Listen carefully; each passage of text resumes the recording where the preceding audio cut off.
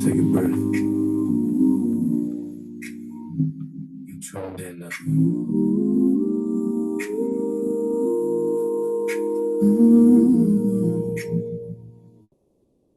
Another day, another story on the way. So much noise out there. Let's clear the haze. Yeah. And Jay's here to bring you all the news. Every story, every voice from every point of view. Current events, real time. You in good hands tonight. This is Baby J.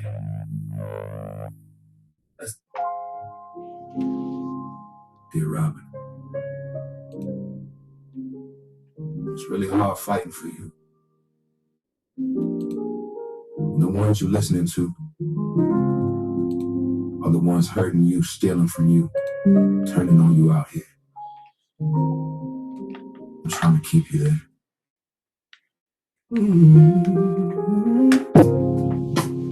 Radio don't sound the same, and your voice ain't in the night. Every note remind me of a different time in my life.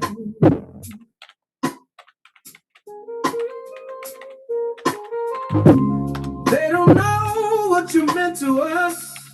Behind the stage, behind the fame.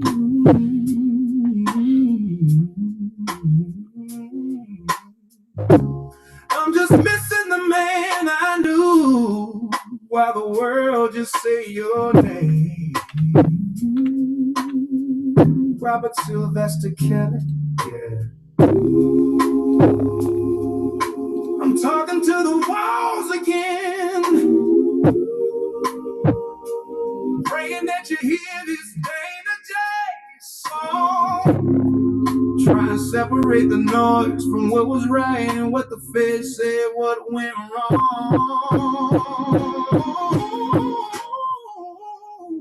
We miss you, Robin. We miss the soul in your sound. We miss you since you ain't been around.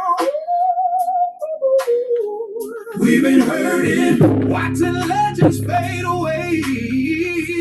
Dear Robert, I wish I could take the pain away. Oh, wish I could talk to you. Yeah, too many voices in your ear. Yeah, these voices in your damn name. Everybody got a fucking opinion, but don't nobody seem to feel your goddamn pain. Lord, I know you're human, Robin. Made mistakes, carried weight. Still, I hate how quiet it got.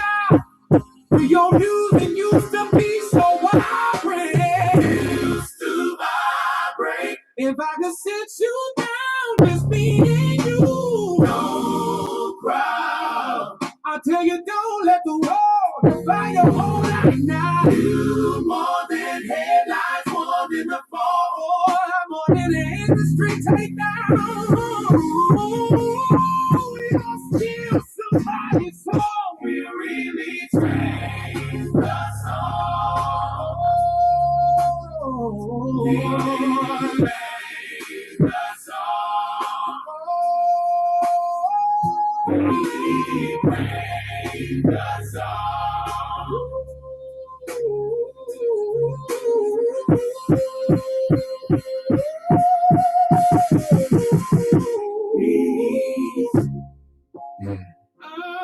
I miss the way it was. The gift, the fight, the love. No judgments. Just a heart that still believes.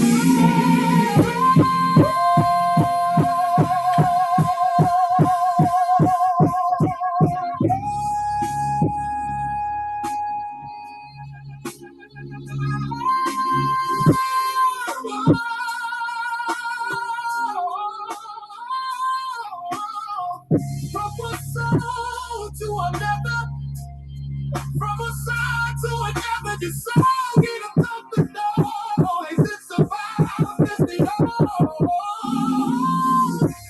we need the Lord that lower, but now to go on and let you out, Robert. We seen the misjustice, we heard the lies. We also know when what they stole from you.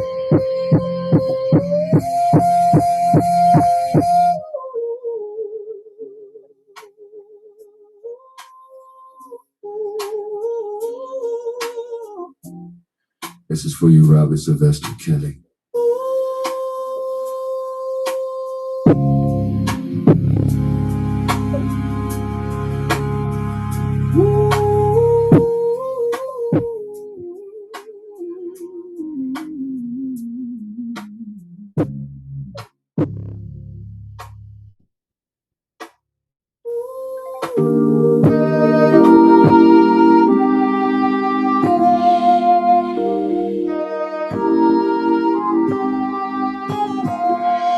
No, we don't know what tomorrow will bring us. Let's live today. Let's see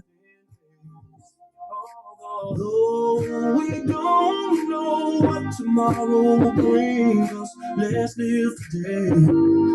I'm saying just in case.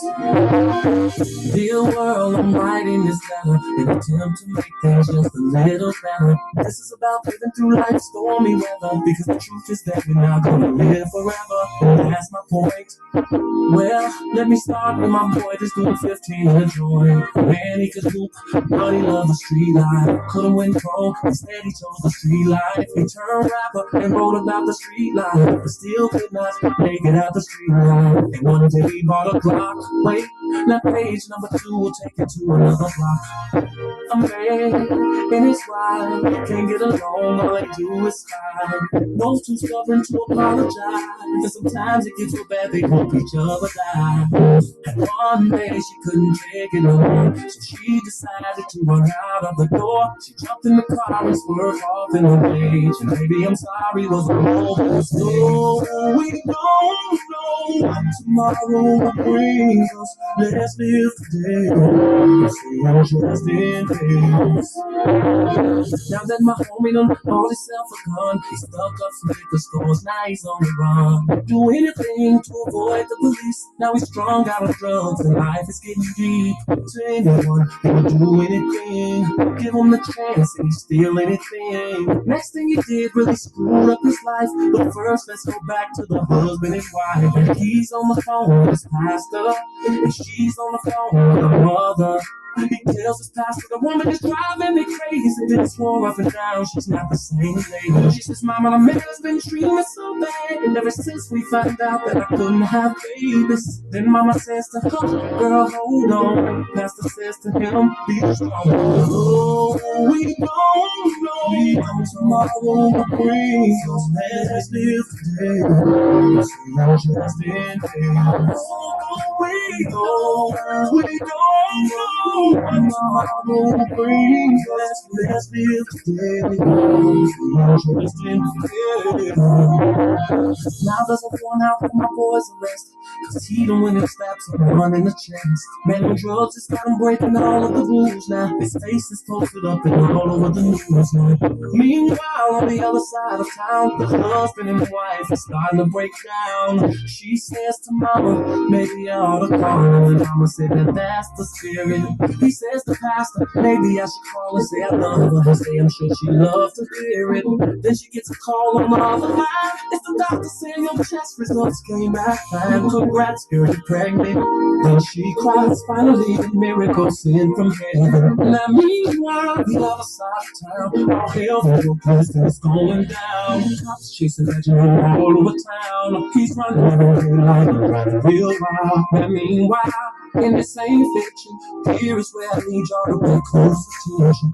She's so happy, she calls her husband up. He says, I'm sorry, baby, just as soon as he picks up. She says, I'm sorry too, but I got good news for you. Steve, I'm pregnant and on my way home. He jumps short.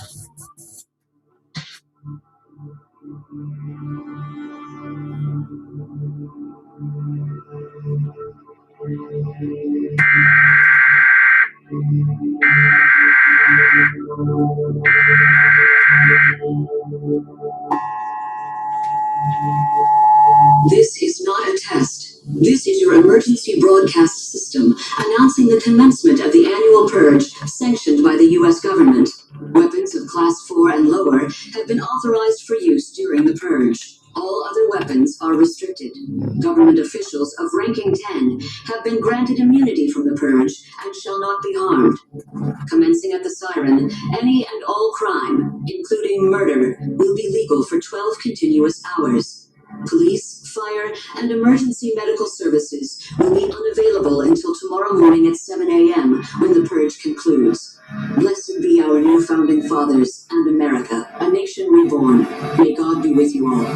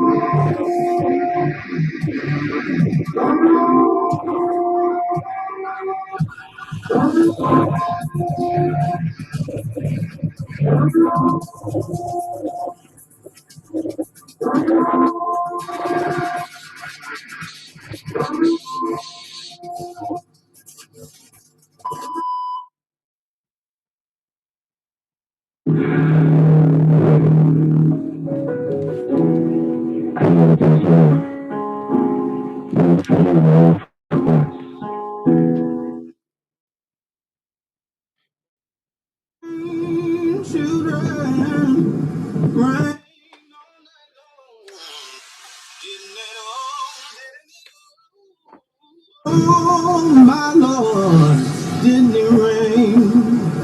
Didn't it rain, children? Rain all night long. Didn't it all? Didn't it all? Oh my Lord, didn't it rain?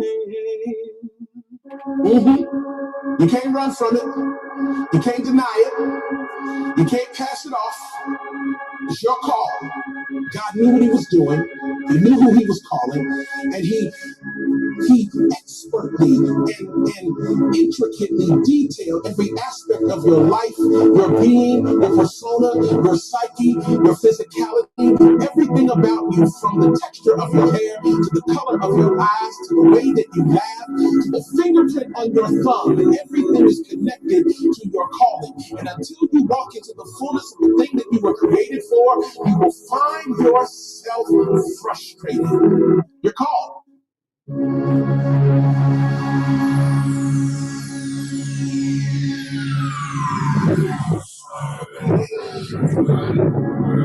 I have the show starts in 9, 8, 7, 6, 5, 4, 3, 2, 1, go.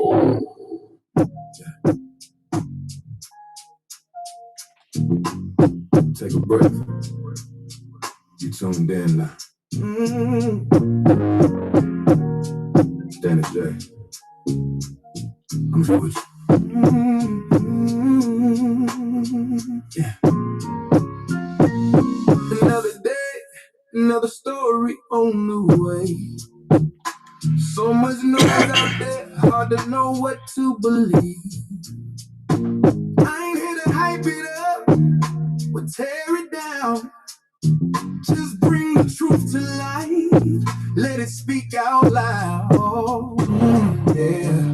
From the streets to the world stage, from the past to the front page. If it mattered to your life, don't say it right. Then J is here to bring you all the news. For every story, every voice, from every point of view.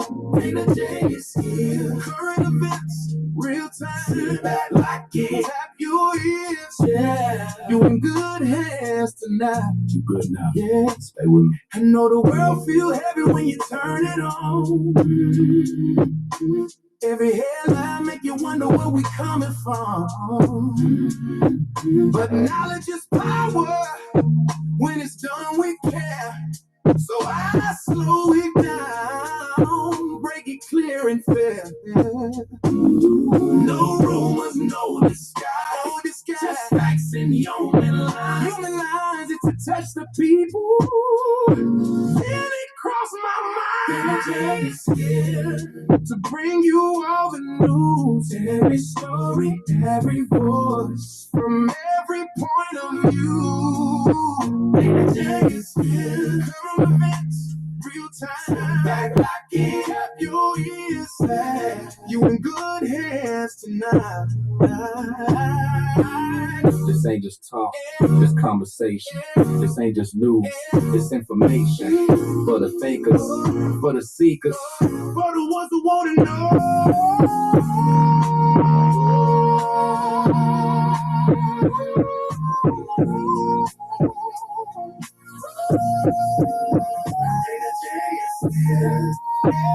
I'm right on time.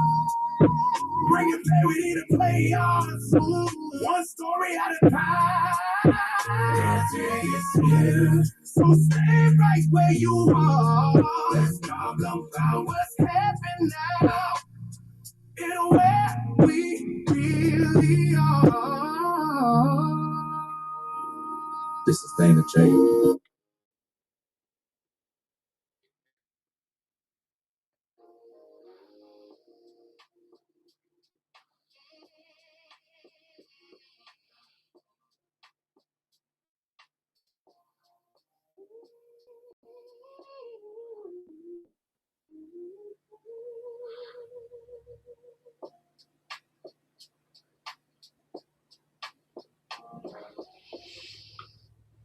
Y'all ready? Let's go.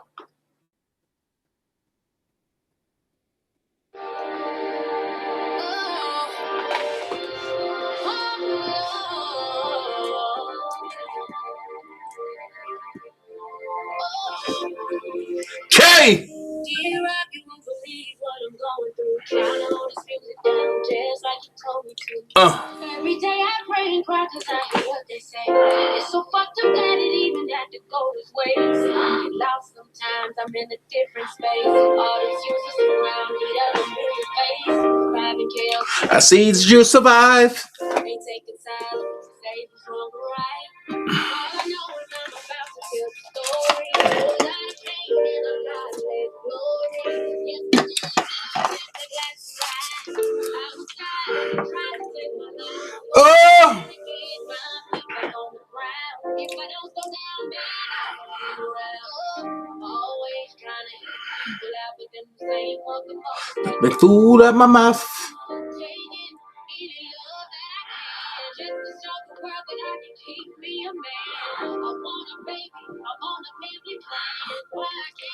Talk your shit, K. Uh-huh. Tell it.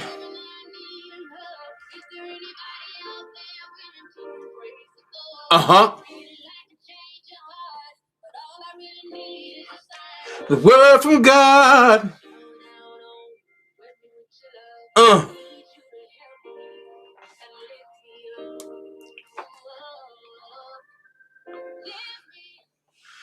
Whew. K Michelle talking her stuff. Y'all know how we doing it.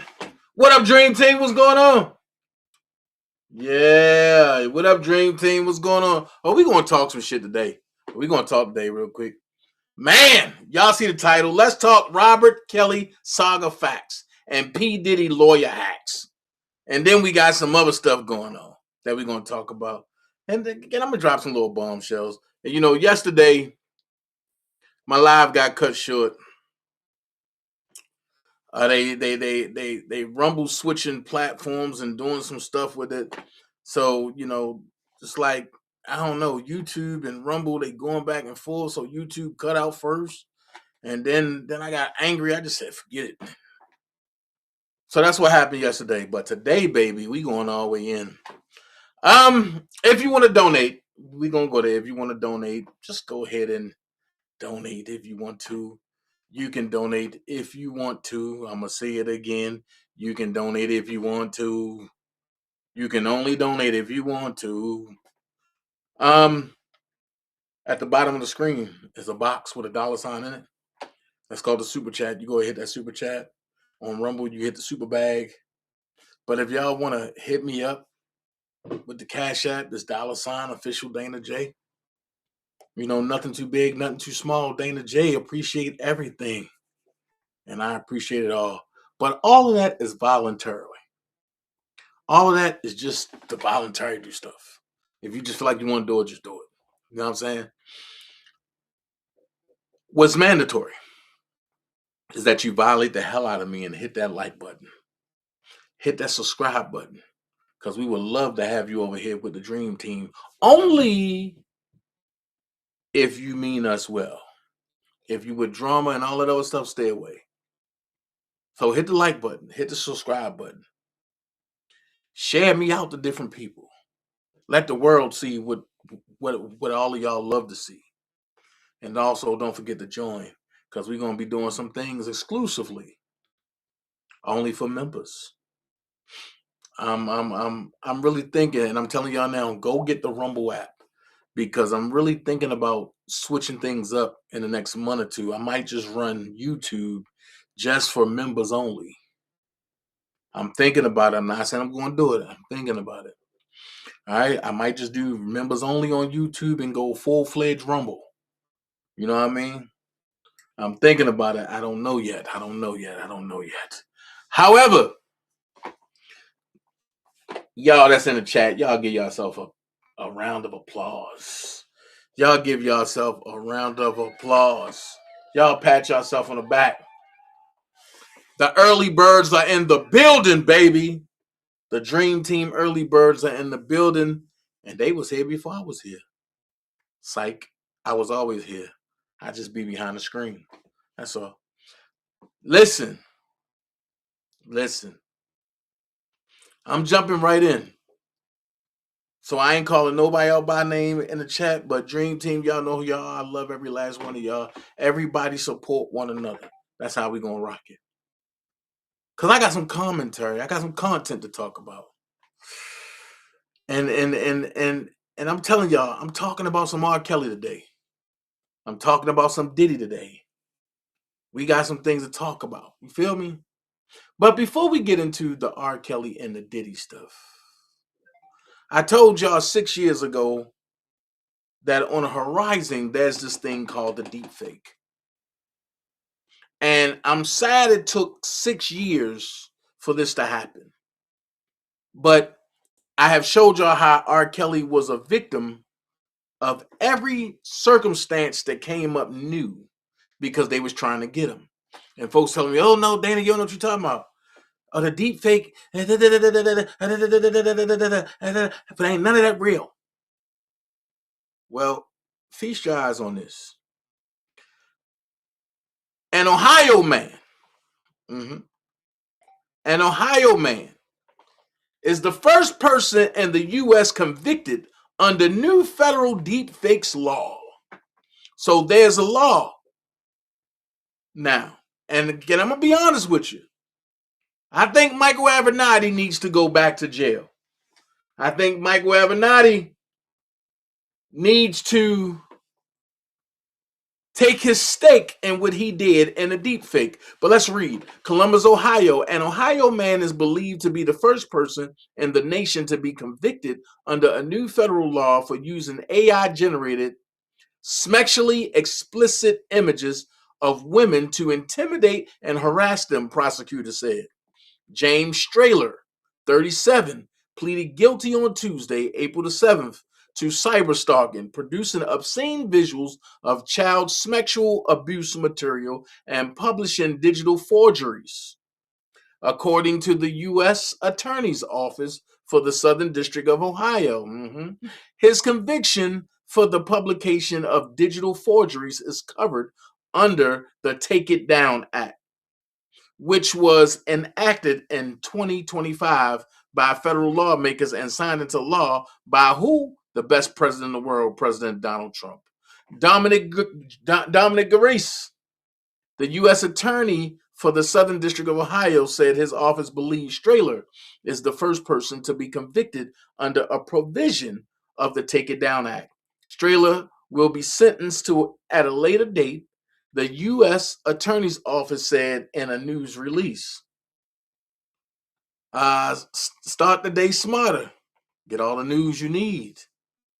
We will not tolerate the abhorrent practice of posting and publicizing AI-generated intimate images of real individuals without consent.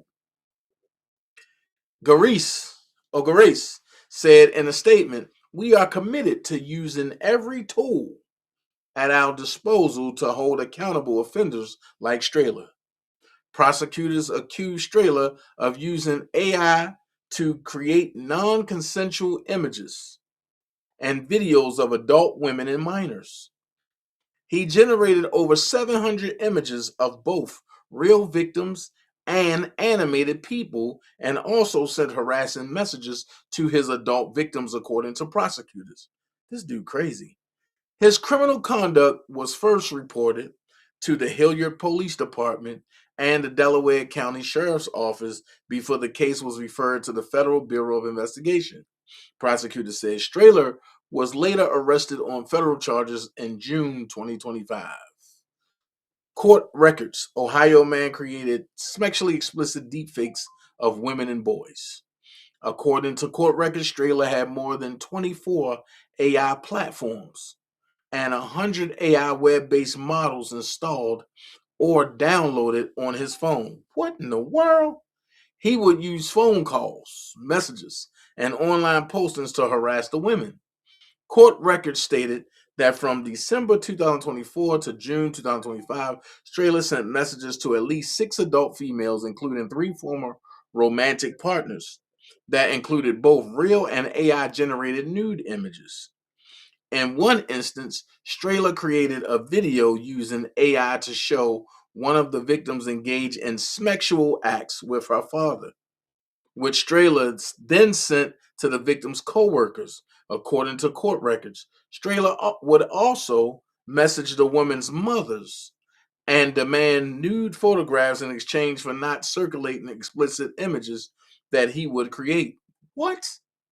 Strahler also left voicemails for the victims, including threats of sexual assault, and would refer to specific details that told the victims he knew where they lived.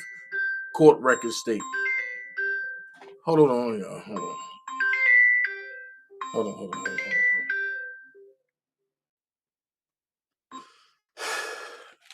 Hello? Hey, cuz, did you check for the HDMI wire? Yeah, I didn't have an extra one. No? Okay. Nah, but I'm gonna call you right back because I'm live. Oh, and bring me that lady mail. Oh, shit. My daughter said she threw that shit away. What? She didn't know. I told her I thought it was a shirt. Oh my God. I'm sorry. Well, she got to pour her mail anyway. All right. But sorry. All right.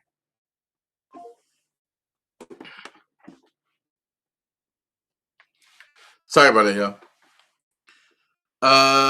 Then it says, according to court records, Strahler posted online AI-generated images of boys' faces from his community that he would morph into the bodies of other children or adults, as well as videos he created. Court records state that the videos included the boys engaged in sexual activity with older female relatives. More than 700 images of real people and animated people were created by Strahler and posted to a website that was dedicated to child sexual abuse material, according to court records. An additional 2,400 images and videos found on his phone were flagged as having nudity, violence, and or morphed child sexual abuse material. In January 2025, Strehler had been charged in Franklin County Municipal Court with similar alleged conduct and was on pretrial release for those charges at the time federal charges were filed in June 2025. With that being said, man, y'all watch who y'all have around y'all offspring. Y'all watch, please watch what's going on because they ain't playing fair no more. Also, for for y'all that don't know, one of the deep fake kings in the R. Kelly case has been released yesterday. That's it. That's right. Michael Avenatti has been released from jail on yesterday. I'm gonna say it again. Michael Avenatti has been released from jail on yesterday, and I believe that he need to go back to jail for what he did in the R. Kelly case. I believe he need to go back to jail for what he did in the R. Kelly case. However, we got some things that we need to talk about. I keep telling y'all, and we going there today. We got some things that we need to talk about. And before we go there, I'm gonna take y'all to a familiar place. I'm gonna take y'all to a familiar place. Shout out to Shabazz and As Is podcast because he dropped some nuggets. He dropped some things that we all need to look at. And let's take a look at some stuff. This lady is talking about things that happen in the community when it comes to kids. Check this out. I think that this is like a very deep, like when you unpack the question of um, who do you blame if a 16-year-old is willingly going over to a 40-year-old man's house to sleep there? Who do you blame if she's the one who seems to be going willingly? And that is a story that is indicative of a much larger problem of institutionalized violence that starts even at preschool to education, that basically lots of neighborhoods are starved of real opportunity except for mass incarceration. So when you have people that are in poverty, what looks like a choice is really not a choice. And if you had, all things being equal, the same resources, there aren't going to be a bunch of 16-year-old girls running to go sleep with some creepy guy who's like older and has kids older than her and all that. That's not something that people choose when they have resources and when they have agency and when they have education and when they know where they're going. So what you're saying is actually it's deeper than the poverty, but it starts from education. Well, I think that those two things go hand in hand. And that, I don't know if this is too far afield for this particular conversation, but the way that we fund education is through a tax base. And if the taxes that the people pay on their houses is how much you have in order to educate the children, if there's not a lot of taxes being collected in one neighborhood, guess what the education's going to be like? And then you go 10 miles away where there's a bunch of rich people living and they have plenty of money for fantastic education. I mean, in the city of Chicago, we spend about $5,000 per student. If you go right outside the city limits to Evanston, it's more than $20,000 per student. Who do you think is going to be ready for college? Who do you think is going to see more on their horizon? So do you think any of this happens to deal with race? Do you think that's the undertone of it, or is it race, or is it finance, or is it a little bit of both? Racism is baked into all kinds of policy and legislation, and it has been for hundreds of years in this country. And one of the things that is that I think is a byproduct of our economic system of capitalism is that there's a lot of money to be made off of a permanent underclass. And so people that were enslaved were a permanent underclass. People that were kept down by Jim Crow, or people that were pushed onto reservations, or people that could not immigrate or get a legal status, they create this underclass who has to pay more for less across the board, for housing, for food, for education, for healthcare, for like every single system. It's baked into, racism is baked into how we run every system in this country. Let me push the question a little further. Do you believe racism has anything to do with actually convicting or accusing R. Kelly? I think that R. Kelly was able to get away for a long period of time with behavior that was pushed aside because he was famous and he was selling dreams. And I think his fame, this isn't the average pedophile story, because you have somebody who has so much more power due to their fame and because of the perceived ability for them to open doors for people. And so I think that you need to see a greater power differential in this particular case when you're dealing with, R. Kelly as a celebrity. There's also like sports heroes or entertainment people who don't understand or who abuse their power as famous or wealthy people, powerful people, because they can. And I think that R. Kelly's fame was a big driver. If you're asking, do I think that he is being sought after because of race? I think if it were just about that, he would have been sought after like 2 decades ago when a lot of this stuff first came out, if people were that hungry for him. But I think that there's a lot of layers of things. There's sexism, there's racism, there's classism, there's all these things. And so people can quickly say, oh, you're trying to keep him down. Well, R. Kelly, I mean, I just feel like the question is really like simplifying something that's like has a lot of layers, right? I do think Black people are far more criminalized than white people in this country. That's as plain as the nose on my face. I mean, that's the truth. Every statistic backs that up. I think it's unfair to ask if it's because of race that R. Kelly's finally getting busted, because it's actually because of his fame that he's been protected for as long as he has been. So let me ask you. Prevent it? So if that's the case, right, that proves my point that I was making for the whole time. If everybody felt the way this lady felt, that means that the record label built R. Kelly up and they buried Robert Sylvester Kelly. But when they built R. Kelly up, they built R. Kelly up to be the sex symbol. And when R. Kelly didn't do what they wanted him to do, they went after him and destroyed him. Well, let's listen to what Baby Powder, Daryl Johnson, had to say. Check this out.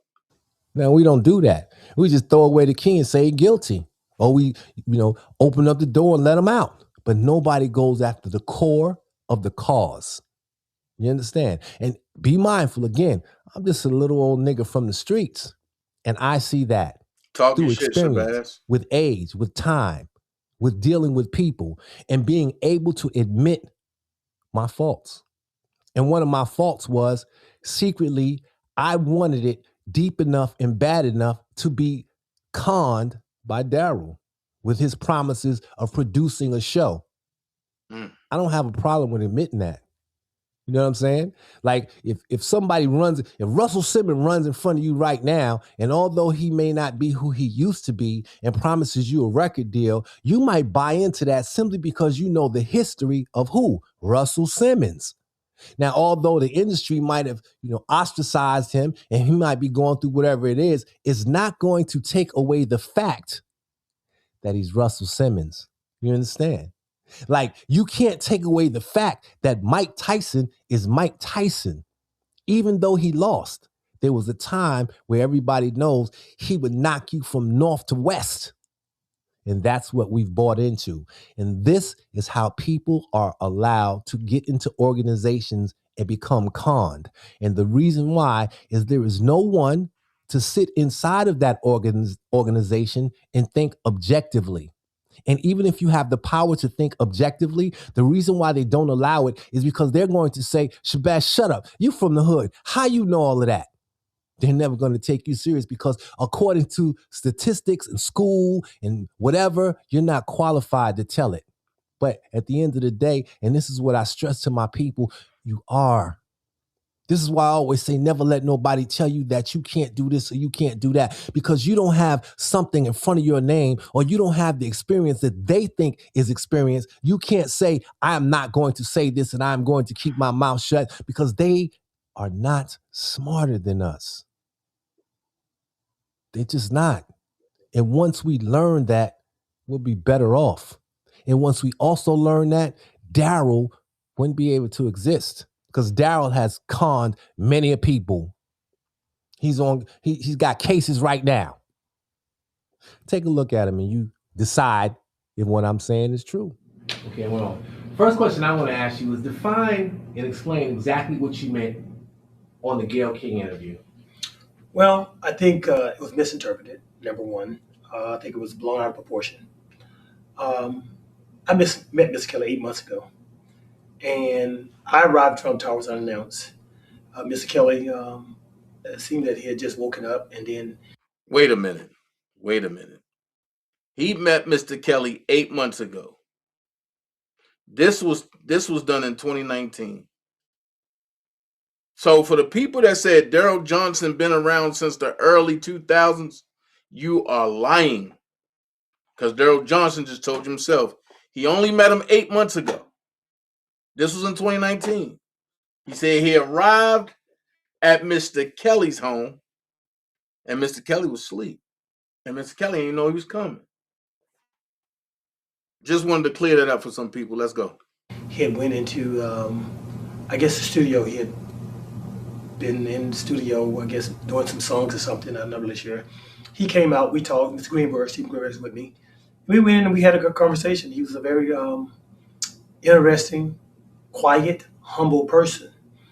And we talked, and we moved forward with me being his crisis manager. From that point, we pretty much met every day.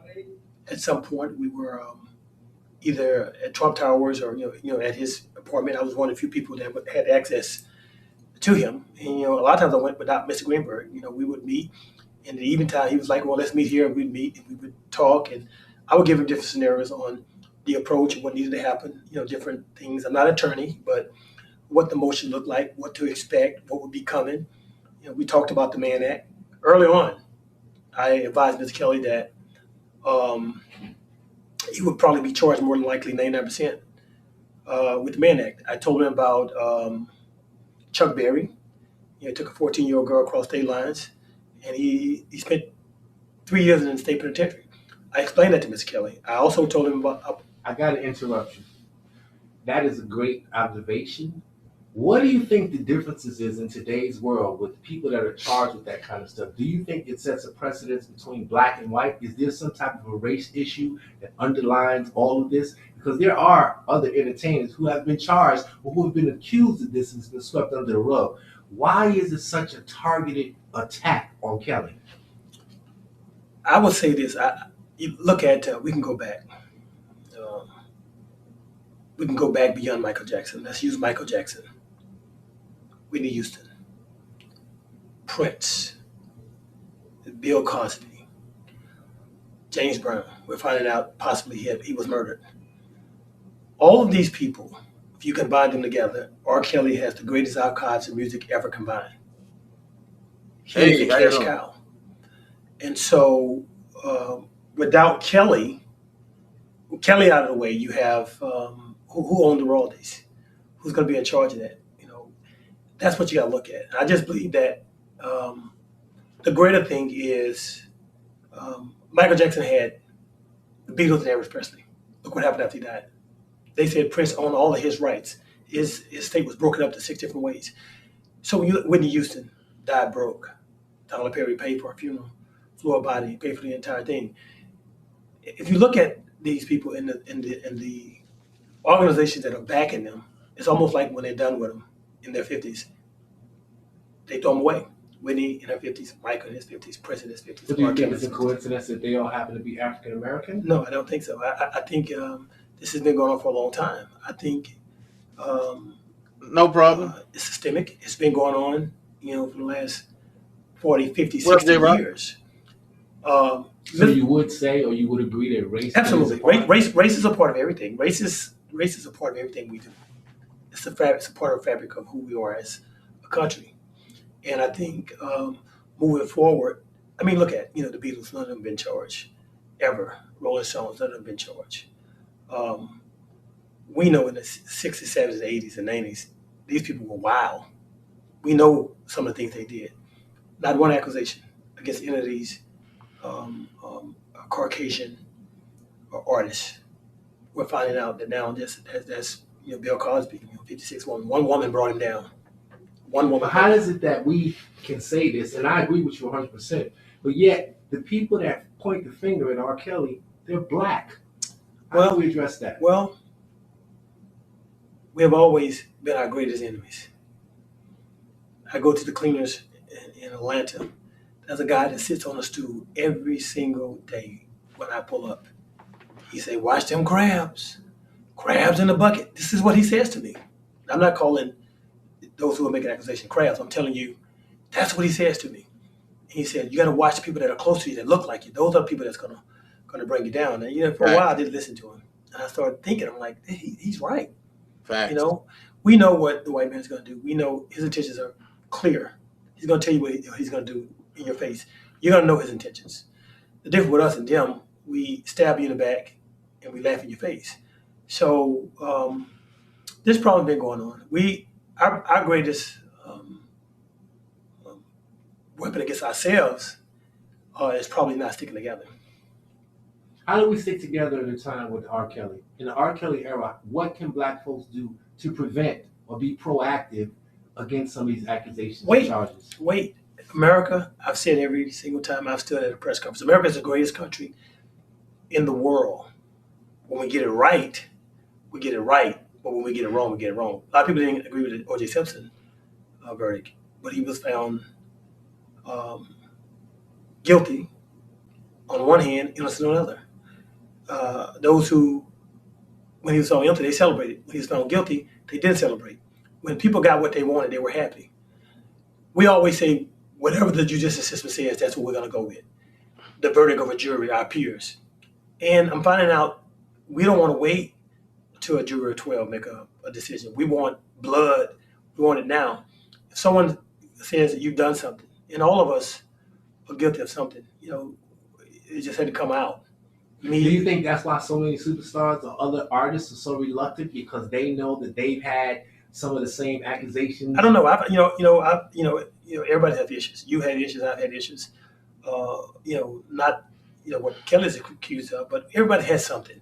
The word says if you say you have no sin, you are a lie, and the truth is not in you. So we all have something. Some of us still have meat on the bones, but we cover it up very well. We just dust it off. You see what I'm saying? If you notice, in the beginning, I asked him about the Gayle King interview, and he immediately responded and brushed it off. That's a characteristic and a trait of a con man. That is what people do when they don't really want to answer the question or face the point. So they're going to answer it, but they're going to try to sweep it under the rug. Excuse me. So tapes don't lie, and I have a ton of them, and I have a ton of footage on him. So what I'm trying to say is I am trying to break down, I'm trying to just break down the whole saga of this, and I'm trying to do it in a different way. And what has allowed me to be able to do that is, again, I have proof. I have footage. So with that being said, he said he got proof, he got footage, and I mean that's cool. And can I say Shabazz do have a lot of footage? He do got a lot of proof. He have been But he had been talking, and doing a lot of interviews over the years, and he interviewed some popular people. Like right here, it's footage of Ed Jensen that I'm about to show, and I find it interesting because I'm about to show this, and some people haven't seen it, but I want y'all to pay attention to what Ed Jensen have to say. This is the first R. Kelly case or trial. Listen to this. This is I was contacted on this case 6.5, almost 7 years ago, and I put more work on this case. I mean, I've graduated from late middle age to senior citizen on this case, and so it's nice to have this verdict, and it's nice to put in thousands of hours of work that results in that results in the kind of verdict we have. I'm not telling you.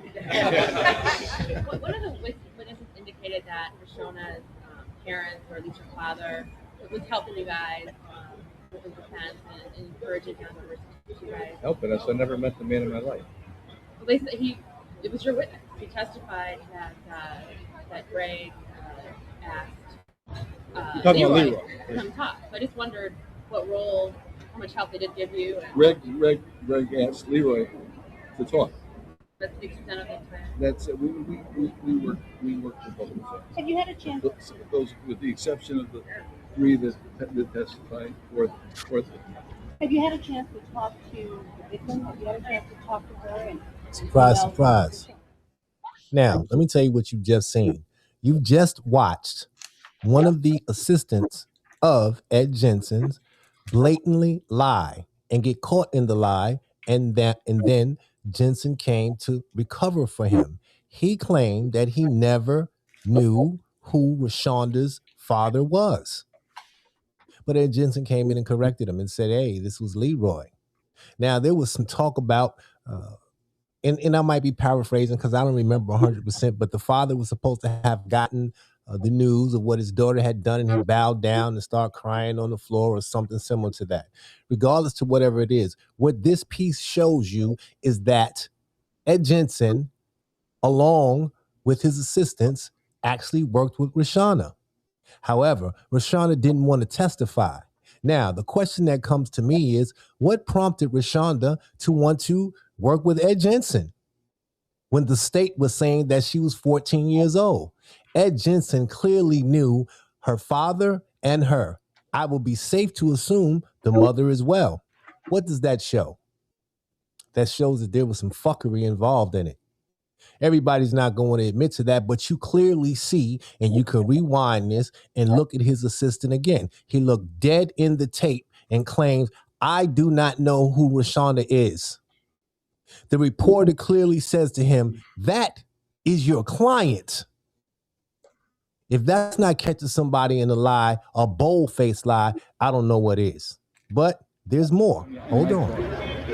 I just want to say one thing before we leave. I want to thank Judge Gaughan. During the trial, I lost my father-in-law. He gave us the day off so I could attend the services. Not all judges would do that, and he's a real human being, and I want to thank him for that. Yeah,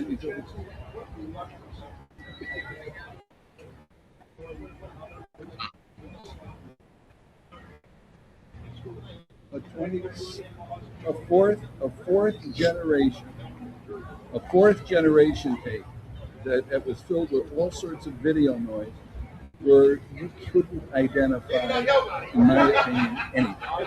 That's my view of it. I don't think anything hurt them. They put in the evidence as they had it. They didn't do anything wrong. These are brilliant prosecutors, and they did a wonderful job. Oh, there's a lot of those. I'd rather not talk about witnesses and whether they were good or bad who I examined. I'm pleased with the verdict. I'm pleased with the everybody involved in this case. It was a wonderful, wonderful case to try, and I've expressed these views to everybody involved before the verdict came in. So This is not an after-fact resolution. Was there any point during this whole process, this 6.5 years, when you saw the overwhelming media coverage, which seemed to indicate that was him on the tape, that was an underage girl, that you wondered whether this? Now, as you guys have seen, you got to put it together. Like, you really got to put it together. Jensen answers the questions that I think are appropriate for him to answer. However, after that, that I didn't show, there was not a heated exchange, but it was a challenging exchange because one of the reporters that was present went into, how could you not say that was R. Kelly? And he had an answer for it. And I'm not going to show it. And one of the reasons why I decided to show this is because I told you I had the tapes and you guys didn't believe me. And it's fine. You know what I'm saying? This is not about prove anything. This is not even about anti-R. Kelly. Let me just tell you something for the record. Let me get right up into this. I met Steve Greenberg through the street people. And it was no, I wasn't with a person and he said, hey, here's, Greenberg, this is Shabazz. Nah, I got him through myths and legends. But I'm a kind of a person that if you're that person, I'm going to find you. And I just went and found them and we just hit it off like that. From that, we did the documentary and I think Greenberg is a cool person. Greenberg put me on to Jennifer. Now, in the beginning, after me and Jennifer had our discussions, the general consensus between the two of us was I was going to help her. I was going to assist her in trying to give her stuff to help R. Kelly. I wanted to ensure that he would have a fair trial. I wasn't going on whether he was guilty or innocent. I wasn't going to attack none of the girls and even though I had worked directly with Azriel, I worked directly with Nicole Becker. You understand? So I knew both sides, but I wanted to make sure both sides played out the way they were supposed to. Somewhere along that line, it went left. And I believe it went left is because on some real shit, Jennifer Bongine has a challenging personality. I don't know if you guys believe in horoscopes and all that kind of shit. I don't know. But I'm a Scorpio. I don't know what she is. And, we have, our own type of sting. You know what I'm saying? So sometimes things may come out hard, but that's not the intent. Jennifer is the type of person and has the personality to show you or tell you, I'll never forget, and I'll go back to the Kanye, she met Kanye and Kanye was in the club and she went off on Kanye talking about, I don't care that you're Kanye. I don't care this, that, and the other. And Kanye refused to give her back the energy she gave him because it was in the best interest of Larry Hoover. At that time, Jay Prince was behind it and Wendy Hoover was behind it. With y'all generation, is he capping? Nigga, I ain't got the cap. I ain't got the front. Look, I'm going to tell you what it is, whether you like it or not, and I am going to back it up. If you do not like what you see, you can't get mad at me because I am not the one who made that person do whatever. I am the one showing you. And sometimes we buy into people, we buy into things, and they let us down because they are not who they pretend to be. Do you understand? And if you don't understand that, nigga, 12 o'clock, Saturday in front of MCC. I want you to wait for Nicole. And then you run up on her. Think I'm bullshitting? Watch. All right. How was his morale, R. Kelly's morale today? He likes to say he was terribly good. Okay. In other words, he's doing terrible. Yeah. He's there. Yeah. To be alive. He appreciates every single letter he gets. He actually reads every single letter. Okay. And photo. He really appreciates his fans. He always ends it by saying that to me. Okay. But he's in the fight for his life. There's no doubt about it. So hold on. So I must say that Nicole was part of the crew that made sure Robert only read selective mail. I could be wrong, but I'm going to stand on record and say that. I'm going to hit up Shabazz. I'm going to find out if that's true or not. How's his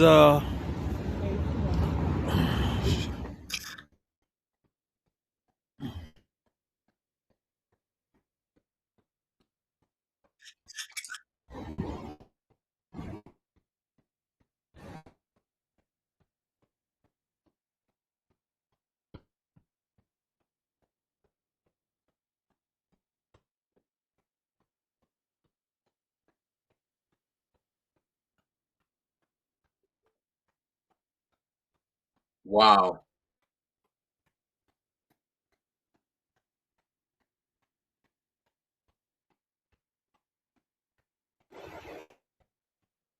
Now, as you can see, Nicole answered the questions that I had someone ask her. Wow. So Shabazz got footage. He put the footage out there. But it brings me to another point.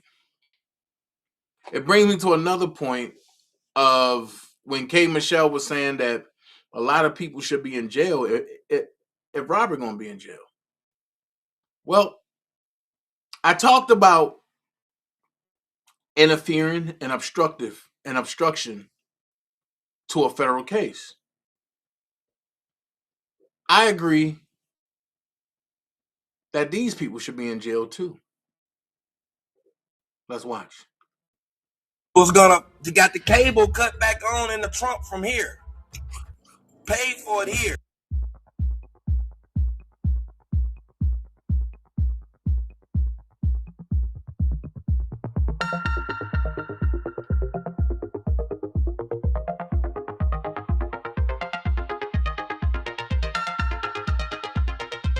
Number one question: what was the real reason why everybody wanted them to break Joycelyn's phone? Let's go.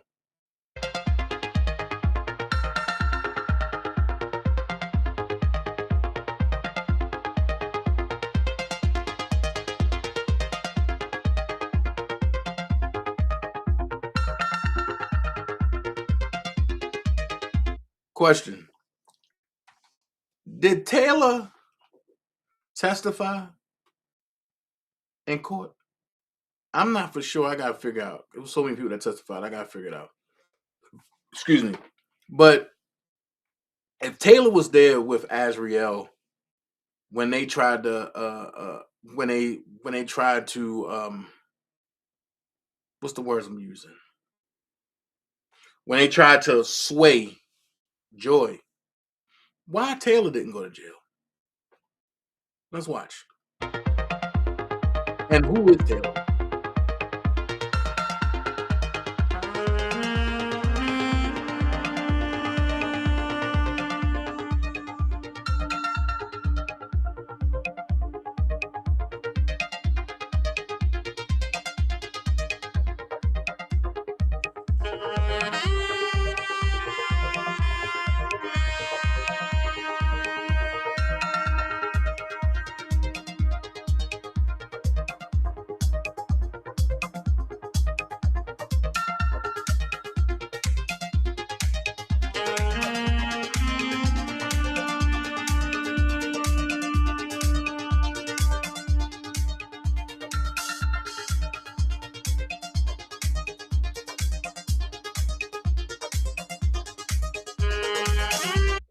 Those are the people that Larry said that he put on the phone with Azriel. Well, if it was an ongoing case, that's obstruction to justice. That means Larry need to be in jail too. Let's go.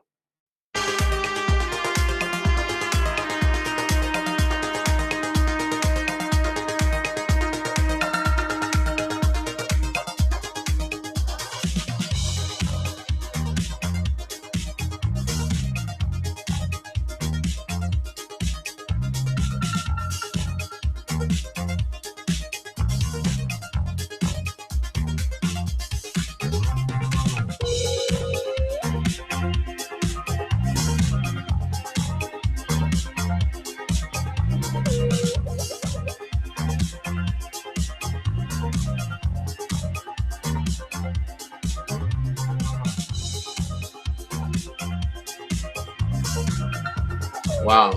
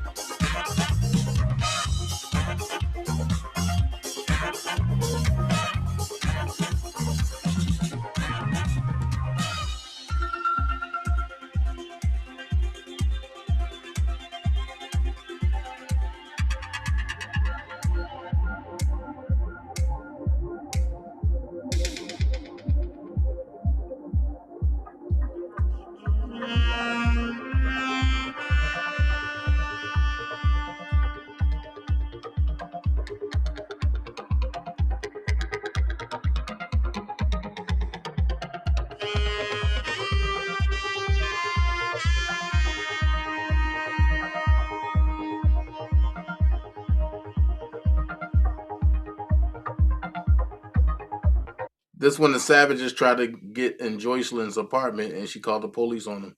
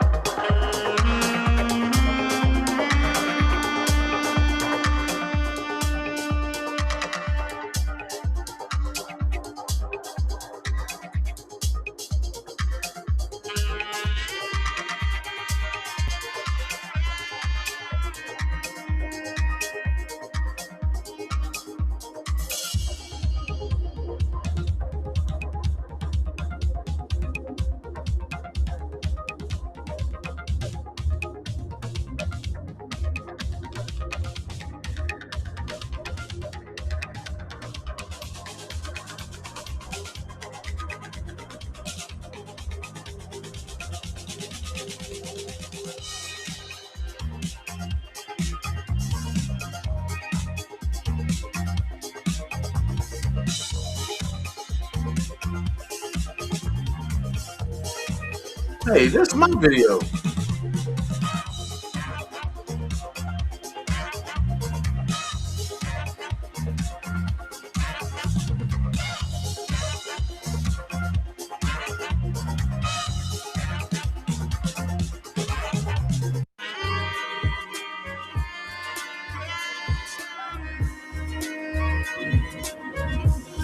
That music getting on my nerves.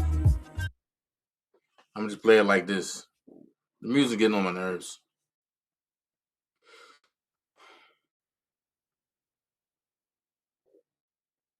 So hold on. So they trying to say that R. Kelly made Joycelyn wear sweats, but Joy been wearing sweats way before she even met R. Kelly. That's what you just watched. Hold on. Let me see if they took this music out. I don't want to hear no more of that.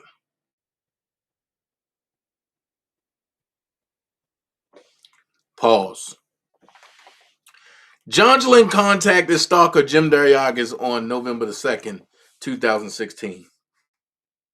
So when you hear people say that one set of parents is the reason, no, they're not. Let's be honest. The Savages started the whole thing. And as I go daily with this, you're going to see because I'm going to break down different parts of this. The Savages started this whole thing.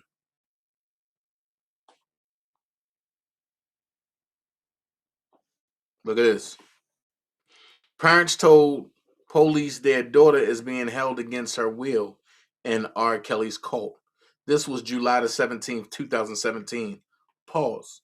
But when I asked him on my channel, did he see R. Kelly do anything harmful to his daughter? He said no.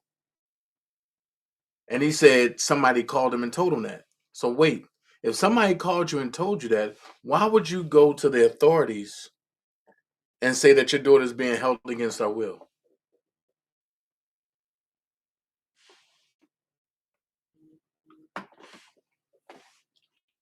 I'm just saying. What up, Dietrich?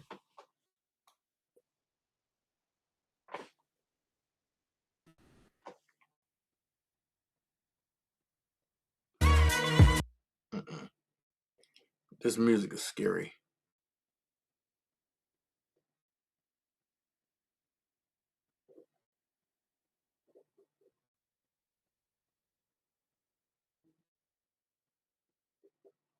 So this is the diss track that they made their daughter do.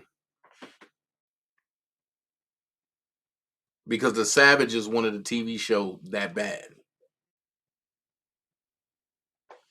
Here we go. The Savages came up with the herpes narrative and coached the false accusers. And Tim even said that out of his own mouth.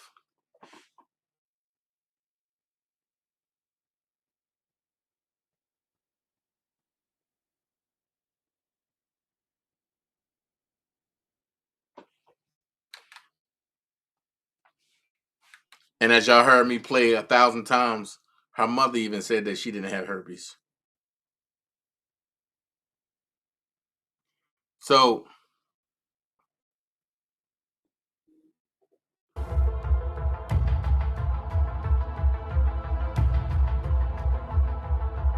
People, it's a number that I put down there. Her name is Kimberly Fox. Hold on. So I went back and I got a blood test, and Mr. Savage. There you go.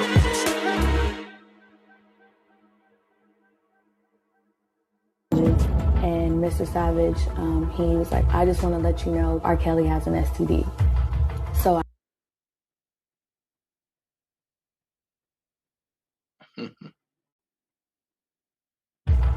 So I went back and I got a blood test, and it came back positive.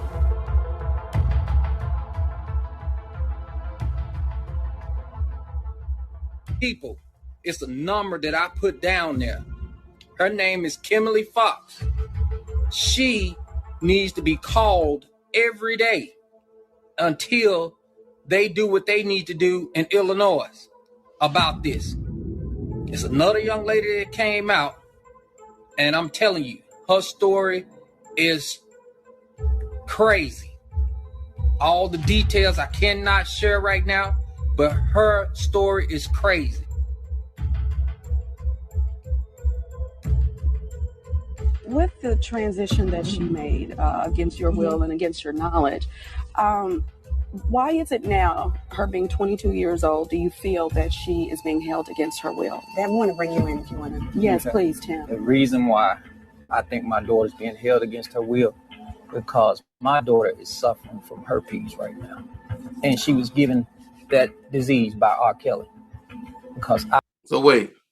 So y'all want this lady to come home to be ridiculed by her parents after her parents went out there and lied on her and don't even know the truth? Y'all crazy as hell. I took her to the doctor and found out that she had chlamydia. And when I found out she had chlamydia, I was waiting for other tests to come back. Thank you, Deborah. And eventually her roommate told us that Jocelyn was suffering from herpes because she was a nursing student and she was treating Jocelyn. Wait a minute. A nursing student was treating Jocelyn? How is that possible? Oh, Jesus.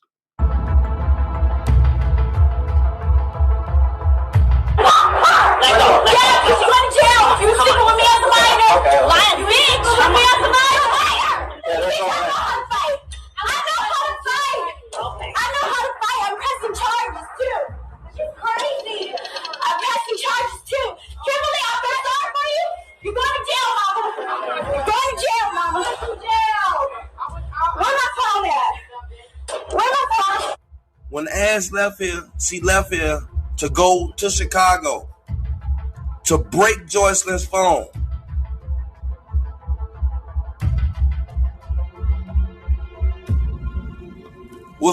You got the cable cut back on in the trunk from here.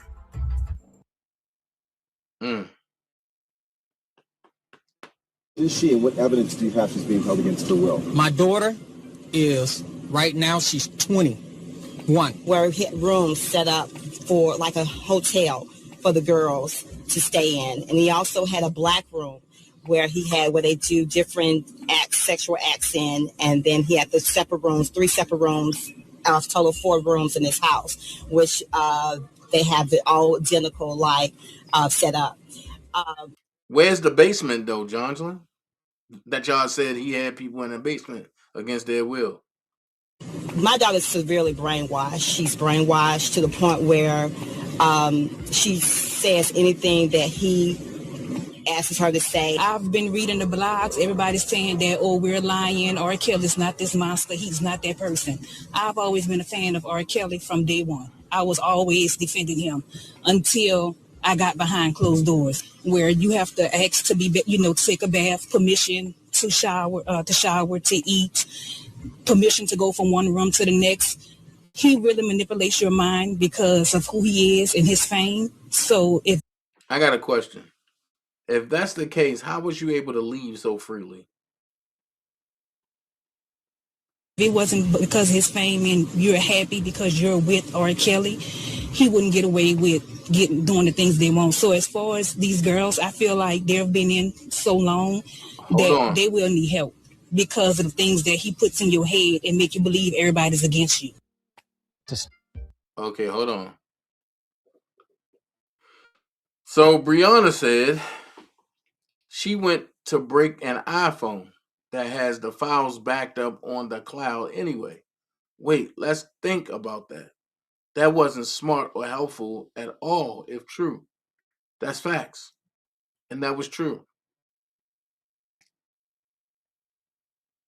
And that's pretty much what it is, a story, right? Lies. And his defense couldn't use this as evidence. They wouldn't let the defense use nothing. Max said crazy. She went to break an iPhone, yeah. Lying ass savages, yep.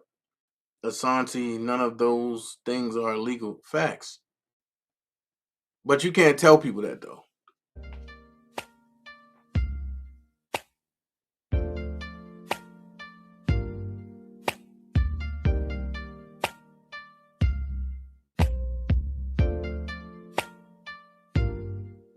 Disturbing allegations against R. Kelly.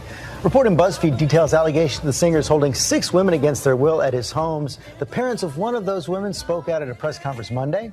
ABC's Gio Benitez here with the details. Good morning, Gio. George, good morning to you. The father of a 21-year-old Georgia woman told cameras yesterday he texted R. Kelly to let my daughter free.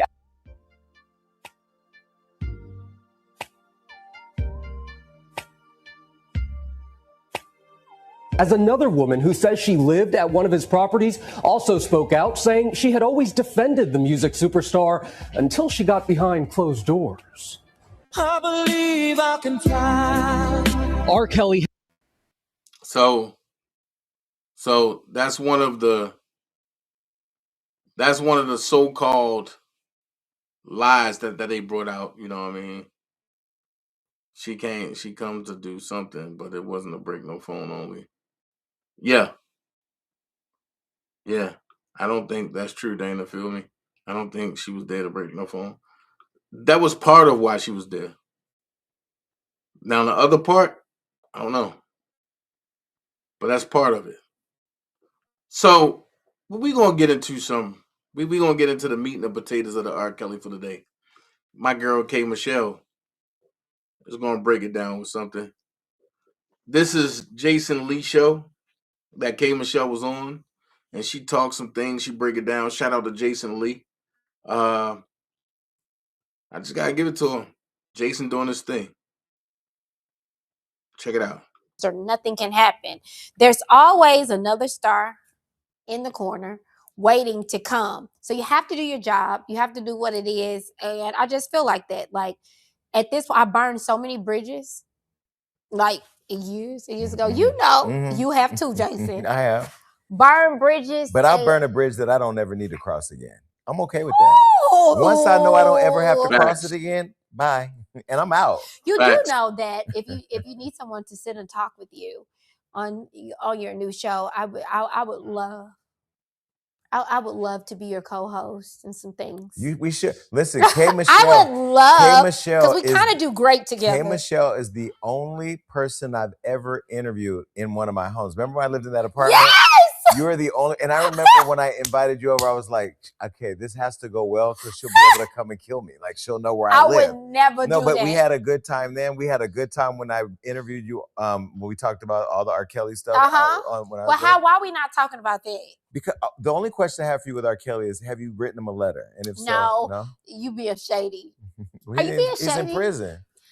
No, because the one team thing. Wait, has called me. Wait, can I say the one thing you said on that interview? Tell me. Let's that go. Went viral. I felt like you was gonna go. I feel like you, as a journalist, didn't do your journalistic. No, because I had already did it. You said something because you gave me the one line that has always stuck in an R. Kelly conversation that has yet to be answered. You said, "What about all the mothers that was in the kitchen cooking?" That question has yet to be answered. It has yet to be answered. Let me tell you something. If it wasn't for Robert Kelly, I would not. And God is going to do what he does for you. I'm not taking from God. But if it wasn't for Robert Kelly, I would not. Honestly, I would not know the business. I would not understand the skills of songwriting. I think it's a real deep dive. I think it is mothers and people should be held accountable. I do. Should Sparkle go to prison? Absolutely.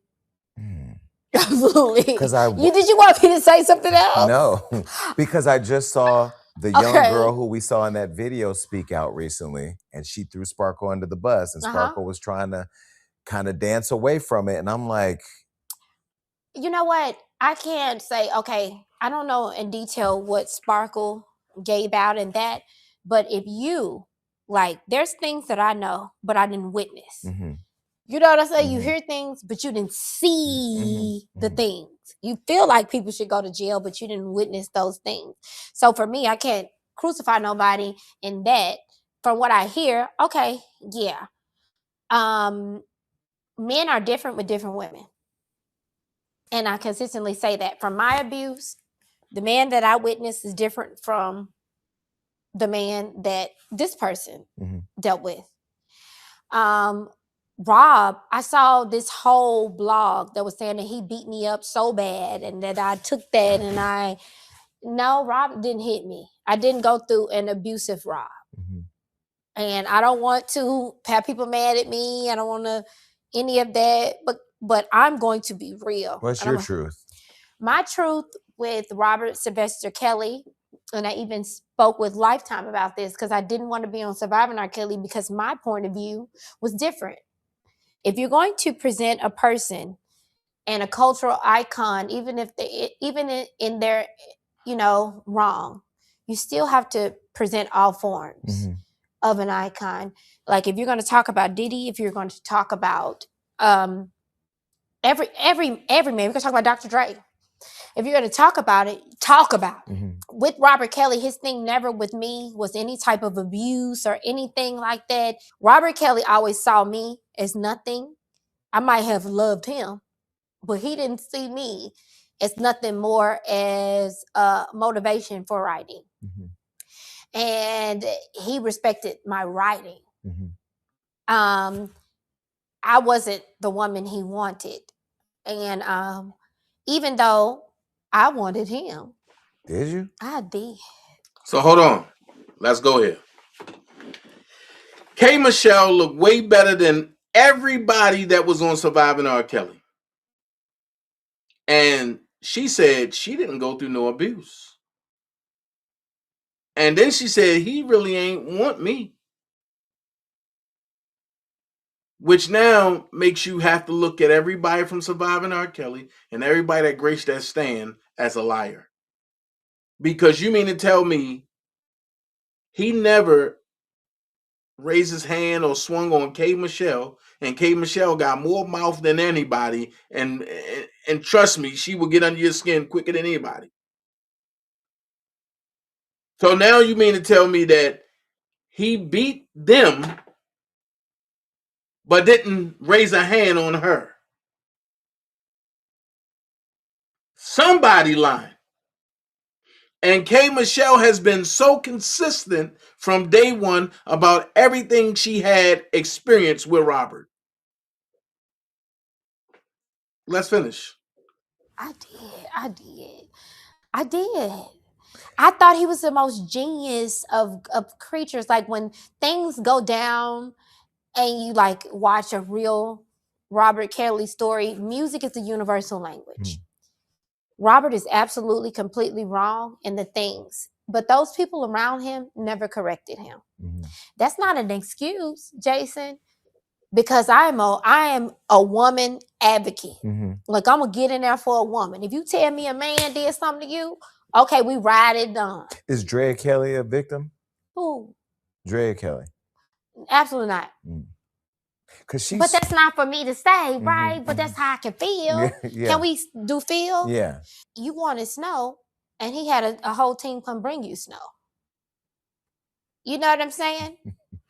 Like, what I don't like, for someone like she me, knew what she was getting into. I'm not putting that on her. Okay. I'm not going to do that. I am forever going to be a woman's advocate, but I'm always going to be a real person. Right. And when it comes to women be hopping in things, even me, be hopping into things for things. And when they get everything, then they like, oh, this everything is too much. When I started to deal with R. Kelly, I had never heard anything bad about Robert Kelly. I honestly had not heard anything bad. That's how old I am. So maybe I'm telling my age. I hadn't heard anything bad about Robert Kelly. I just knew he was a musical genius. And you can't take that away from him. No, I learned everything about how I am with writing and music. Can't nobody take that from me and tell me to say nothing about what I didn't go through. Right. I'm not Carisha. Like, you can't, you know what I'm saying? What? No. What? I love Carisha. What? No. She'll tell you. I check on her. No. I love her. Okay. When I'm saying I'm not Carisha, I'm not how the world do Carisha. Yes. Like, you don't know what that woman went through with that man. Right. Y'all beating up on that girl. I don't know. But they also beat up on her for being with somebody that went through something with somebody else before she was even there, and that she wasn't even a part of. I don't know Carisha personal life. Every time around her, she's the sweetest. Like, honestly, she's the sweetest woman. I love Carisha. Like, she's the sweetest woman. Like, so I don't know anything, but what I can relate to her in is the comments and things that I get about Rob, or as if that was something that I sat there and went through. What I did say to you in that interview was, if I talk, everybody going to jail. You did. I did. You did. I did. But why hasn't anybody answered the other question, or the other statement of when you said there were mothers in the kitchen cooking? I will never forget that. Because there were mothers in the kitchen cooking. But there were mothers in the kitchen cooking. I've never lied. There were mothers in the kitchen cooking. You said that. And I feel like that's you can take it how you want to take it. You can take it as a song metaphor. You can take it as a truth. One thing about K. Michelle that no one has ever taken from me. Have they ever taken the fact that even if it took 3-4 years later, did I ever lie? No, you didn't lie. Did I ever lie? You didn't. Did I ever lie about anything that I said? No. It might not have been convenient at the time. I might not have been willing to speak. It always comes out. I'm going to always stand in truth. That interview was before Surviving R. Kelly documentary. It was all us. of that. Yeah. And it was so bad. We got it. That's why I'm saying, when I said I got here today, I was like, oh, I'm getting in trouble.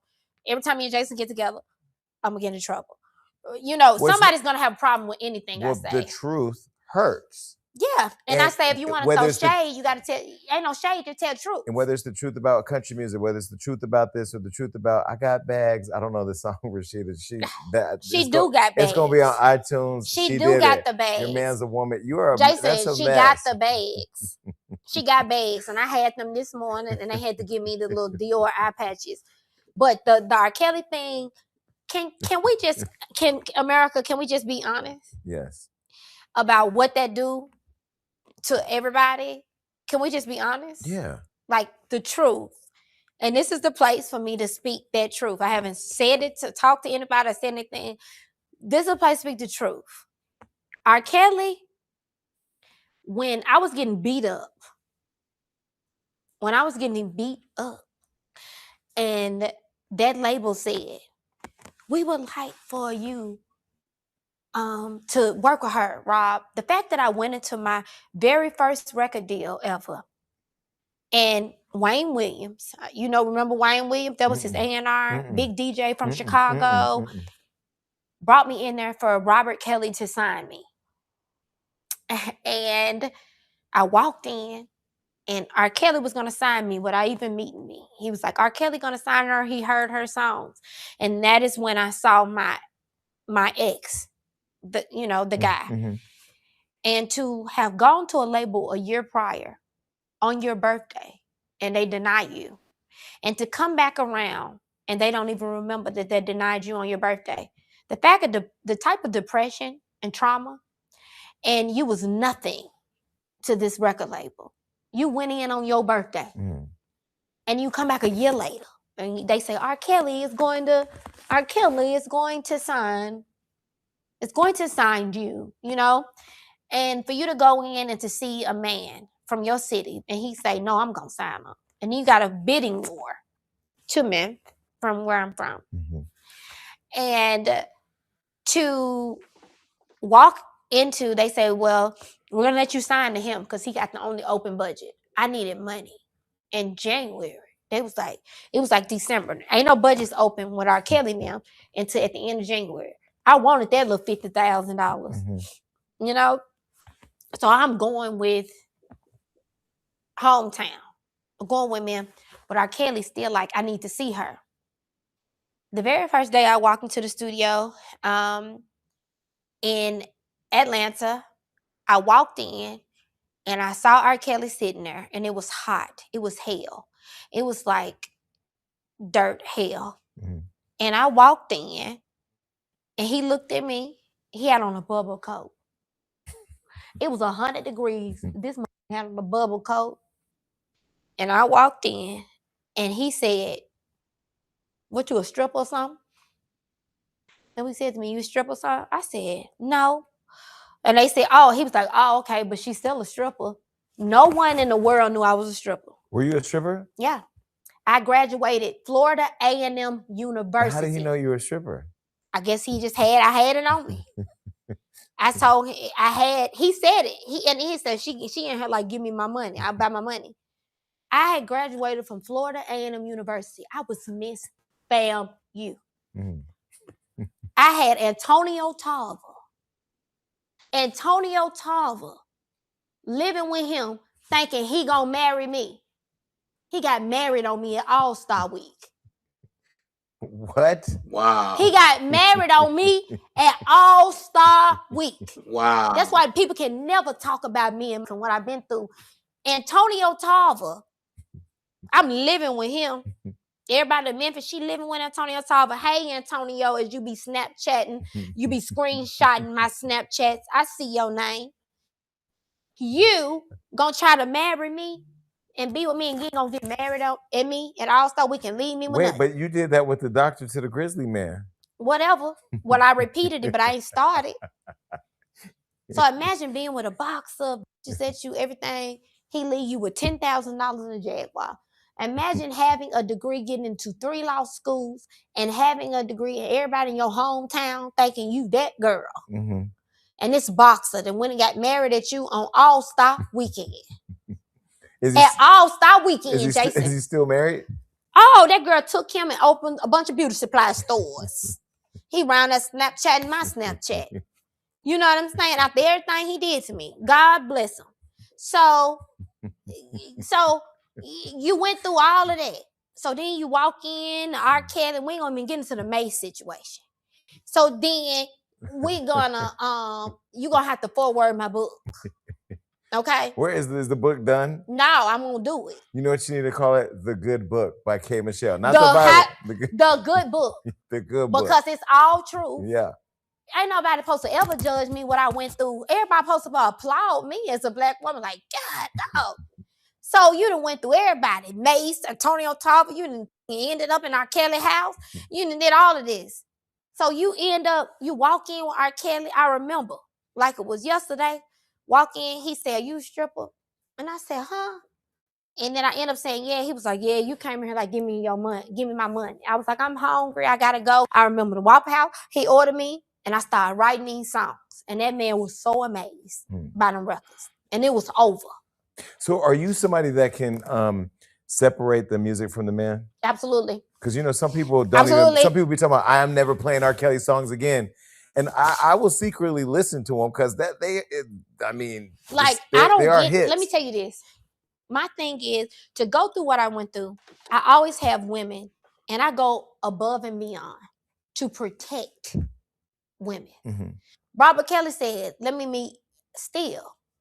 I'm thinking he already knew me and what was going on. So I go over there to Doppler in Atlanta. I walk in, and he said, "Oh, you strip?" I was like, he said, "Well, you give me that." So I did music. He said, "You wrote that? You did all that?" "Yeah, but I'm hungry." And he was like, "No, I'm gonna give you food."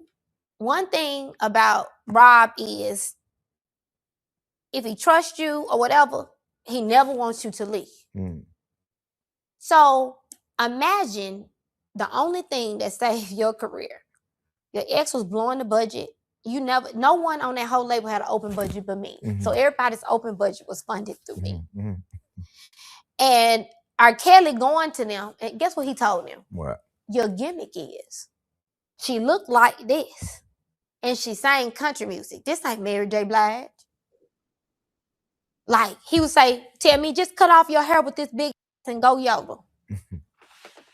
Like, I never went through no abuse, none of that.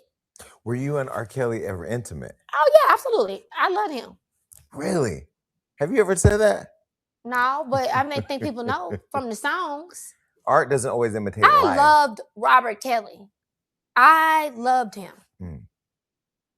And everyone knew that. I loved... Like loved in love. Mm-hmm.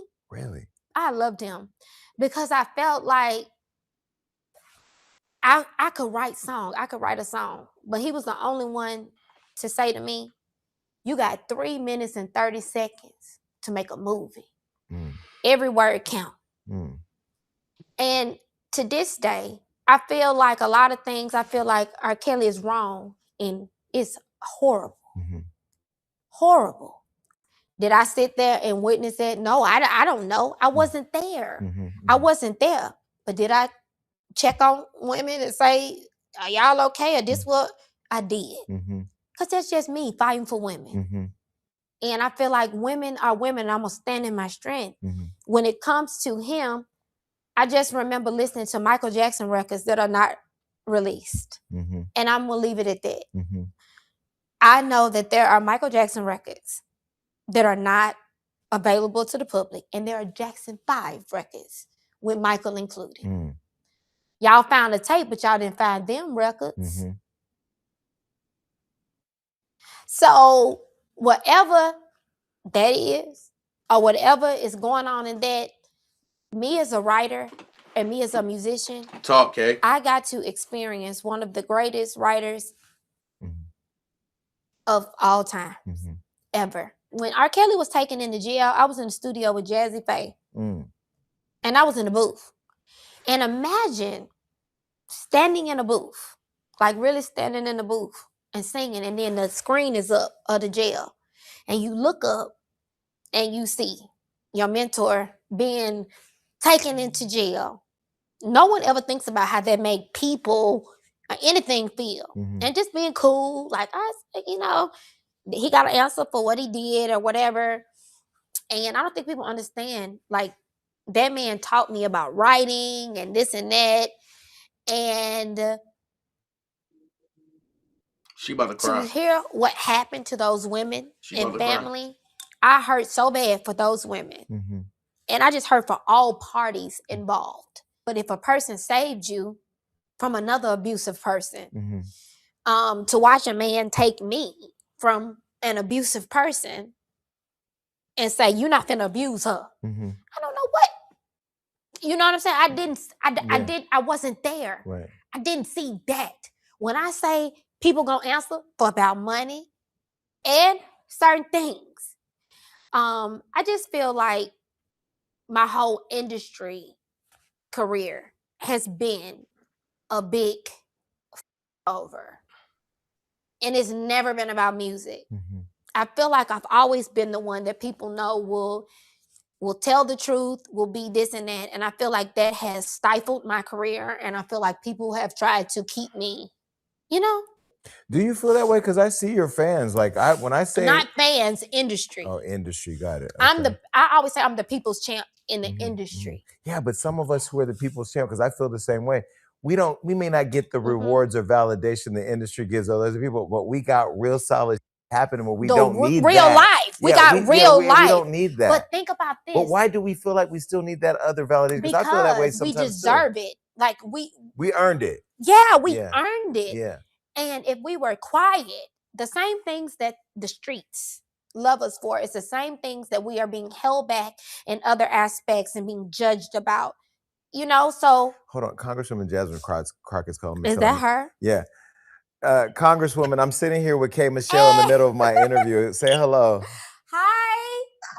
Hi, Sor. How are you, Queen? I'm fine. You crack me up. I am. You know, I'm rooting for you at all times. You know, I have your back. I'm FaceTiming you. The camera can't see you, but a song. I knew that this was the place that I could get to something. You know, I'm rooting for. They just told her right now how you make it over there to house. No, but I just But want we to talk don't to need you. that I would just validation. kind of want to talk to you about it because I just feel like, you know, if something is heavy, I knew that this was the place that I could get to something. I will say, in prepping for the show, I thought about it. Go, man, our last interview where you said, and I remember the day. I've been waiting on you And we to did, say and we something did it, and we outside did that of interview me. right over in that building right there. And you said it was mothers in the kitchen cooking. So when It you was, when you were though. in that booth watching him go to jail, you didn't see no mothers going with him. And No, still to this day, I didn't see no mothers going with him. I didn't see all of y'all. He can't read. He can't even read. He get mad when you send a text message that is not, you know. Wait a minute, but I thought Dana was lying. You know, but they said I was lying when I came and told y'all that years ago, but that Rob can't read and that he get mad when you send him something and he got to read it. So now K. Michelle saying the same thing. So damn, I'm one of them people gonna go live and say, you know what, we was wrong. Dana was telling the truth. Straightforward. Right. Y'all, I'm not making excuses for that man. So he couldn't see the flights. You can only communicate with Rob through music. Mm-hmm. If you wrote a song, if you had to say something to him, you had to write a song. I just feel like the whole system was corrupt towards him, towards the girls. I feel like everything was corrupt and it wasn't right. And us being in culture, we always have people back when it's convenient. But no one wants to talk about him being wrong, yes, but even what led up into that. And I just feel like me as a woman and like people like you, I feel like there's people who aren't scared. If y'all are gonna hate me, at least hate me for truth and what actually has happened in that situation. And with him, I learned about music, I learned about everything, but I also learned how people, yes men. I learned the true word of yes men. I love the fact that you posed that question, and I'm mad at y'all for not answering the question because But isn't that true? It is true. What y'all about to do? Because the fact that I can see a mom and say, "Who are you? Who are you?" The fact, what is going on in my world and what I got to deal with, and I've said to people, I ain't got a heaven or hell to put nobody in. Right is right and wrong is wrong. What I can only speak on is what I seen. What I saw for me was a man that completely was going against another man that was abusing me. That's all I saw. But I also saw the moments of people stealing money, people doing things, people knowing that as gifted as Rob is in music, he can't read. He can't. And this, I promise you, this is no excuse because I'm going to throw a man, you know, I'm a feminist. Okay? And I'm going to hold him accountable for every single thing he's done, which is why when I get phone calls, weeks and stuff now, I don't know how to answer those phone calls. I don't know how to deal in those phone calls because I stand so strong with women that it just puts me in a bad situation all around. Imagine the person that really gave you an opportunity in this business and watching how the business do. You see all the gruesome stuff going on in the industry. So imagine the person that is known as gruesome, this and that, was the one who protected your, your art. Can't have it both or protected ways. You. You can't have it both ways because a gruesome man is not going to protect you and not turn gruesome on you. So therefore, the problem that I'm having now is for the people that label R. Kelly gruesome, there's folks out here like myself, like K. Michelle, that can tell y'all that Robert is not gruesome. So I'm just trying to figure out, like, what is the balance here? Y'all did a TV show and to make him look like a monster when that's not really who he is. And when people stuck up for him, those people kind of got canceled. But what happens when the same people that got canceled is still standing for Robert, still saying the same thing, and y'all people that tried to cancel us have to come back and apologize to us? I'm going to take it even further. What about when you get in that situation and you want somebody to turn around and say, yo, help me. And we be like, oh, no. We're going to believe what the masses say, even though the masses are lying. This is what I mean when I say a double-edged sword will cut you deeper than any other blade. Let's finish. From somebody that was abusing you. I don't know what are we supposed to do? Right. Like, how are you as a human? What are you supposed to do? What would you do? Well, I think you're navigating it in a world that a lot of us may not relate to because we haven't been put in that position. You know, I feel like, you know, when I talked about him with you the last time, I didn't feel like you defended him or protected him. And I think you posed the questions that a lot of us as because there were a lot of enablers that didn't go to jail with him. And those people are still probably out doing the same old thing. And they should go to jail. Yeah. Like, I just feel like if we're like, I don't want to be the enabler to Robert Kelly. What I do want to tell is my truth in that situation. What I do want to tell is when there was a man that was saying I was going to be shelved, a man that was violent to me. There was another man that said, you won't hit her. So since the ending of the relationship with Memphis, you all have never sat down and talked, or so you still do you have closure from that though? I want to. I don't hate him, but I've seen interviews and things that I thought were so cold, where there was no like, I'm sorry for what I did to her. It was always a pointing of the finger, and so that makes you not want to have any like remorse. You know what you did to me, and I'm trying to find the sauce. I'm trying to find the good in you, and you trying to find clout and hurt me even more. So do you still feel like you need closure on that? No, because he ain't gonna never give it to me. I just gotta let God give it to me. He's gonna always try to embarrass me, destroy me, or hurt me. I feel like I'm so tough as a woman. Either the exes that I've dated, either they're going to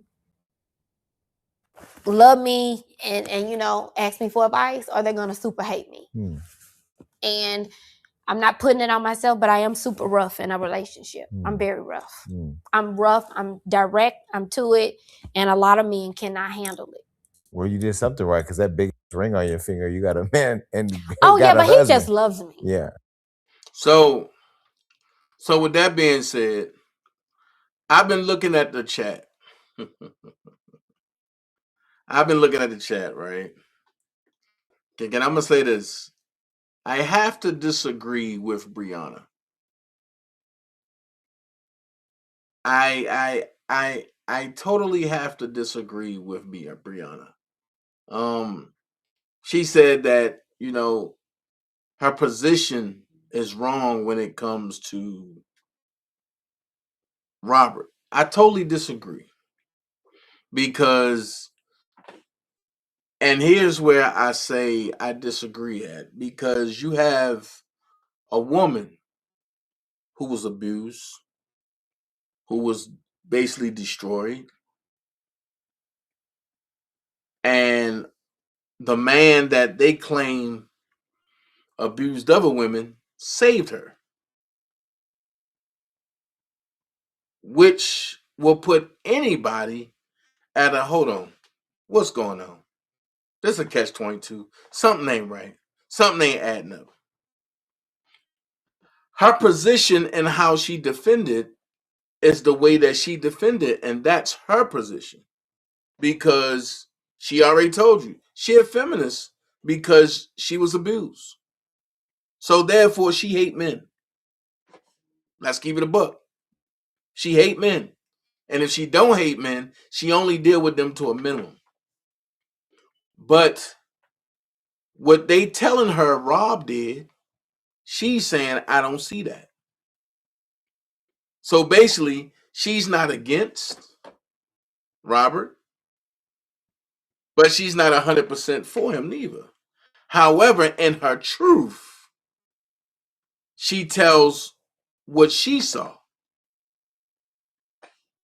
which leaves an optimistic point. Because I think What we're looking for is people that's going to be 100%. Oh yeah, Robert didn't do this. Robert didn't do that. I can say that.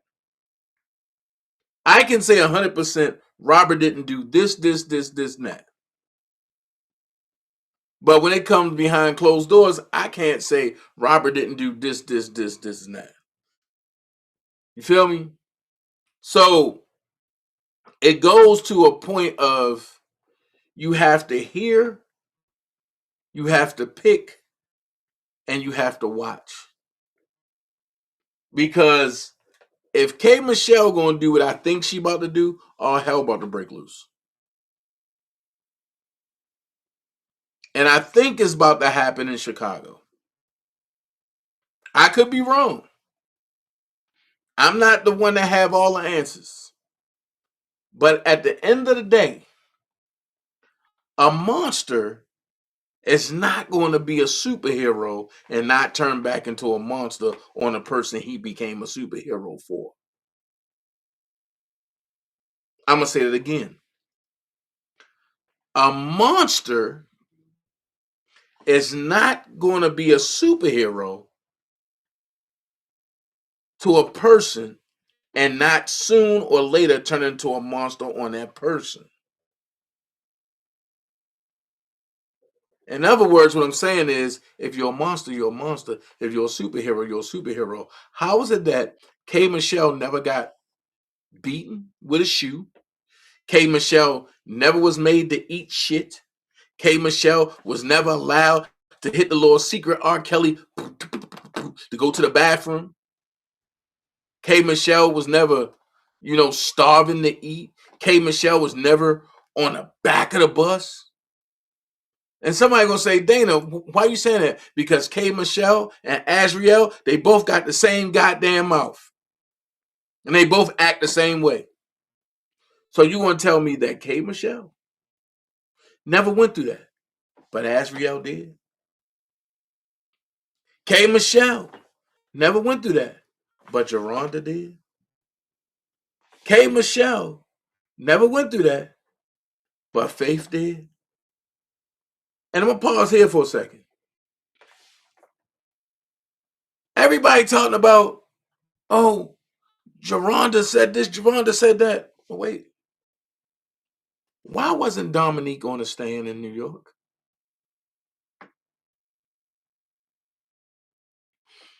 That should be a red flag for everybody. They went and got all these superficial people that they made lie. But they didn't go get Dominique. And Dominique was there with Robert longer than all of them. Which leads you to believe that Bubba, and I'm going to go here and I don't give a fuck how nobody feel. Bubba, Ruby Chris, set Rob up.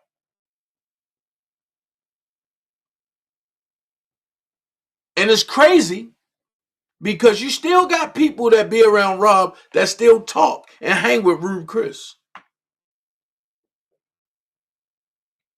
If Ruby Chris couldn't come to New York and say, no, Robert didn't do that, Geronda was doing this, I'm the one that was sleeping with Geronda, Ruby Chris don't need to be around nobody. I'm going to go there. He should have been exiled. Why? Because you're going to watch a man go to jail behind a lie of a whore.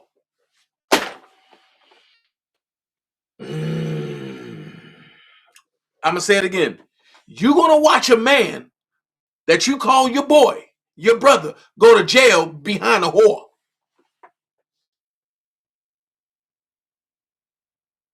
These are the conversations that people ain't talking about. That's why a lot of the Chicago folks are like, oh, Dana, leave it alone. It's a Chicago thing. Don't get into it. No, y'all mad because I'm going to crack that motherfucking code. And I don't care who don't like me. At the end of the day, I'm not going to call R. Kelly my brother, my pop, my nephew, my cuz, and see him in jail and still party with the nigga, but I had the knowledge the information to come and tell the government, Rob ain't do that. Rob wasn't even here. I'm the one that let Geronda in the house. I was dog sitting, 12 play. That's how Geronda got 12 play and was landing on Robert's bed. Let's keep it a buck. I was busting in Geronda in Robert's bed. Robert was in Africa. The problem is everybody see the feds and want to say, okay, I don't want to say nothing no more. Okay, because they're going to say something to me. This and this. Rude Chris Rude Chris didn't even get immunity. He pled the fifth.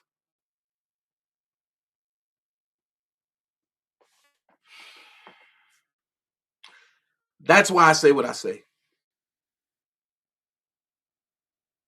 Niggas play games. Where I'm from, when somebody's life on the line and that's your boy, anybody that play games get one of three things. They get a pumpkin head, they get put in the wall, or they get exiled in all three. And I always say this, with friends like them, Robert don't need no enemies.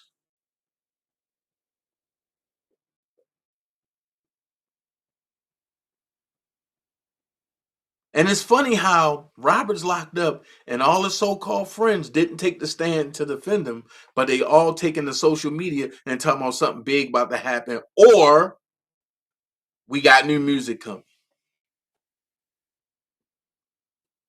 What up, Cox? What up, Callie? What up, Shannon? I'm just saying. What did Ashley say? Hold on. Ashley said yes because he doesn't love her the same way. Up the river he goes. I'm lost. Ashley, what you talking about?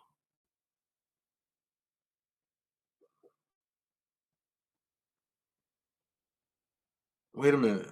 Up the river he goes. Robert just didn't want to wife K. Michelle, and eventually, Dana, what will happen is she will freak out and start ranting, like she's been doing on a lighter level, and say something she don't need to. I know Kay, and it's not like that for her.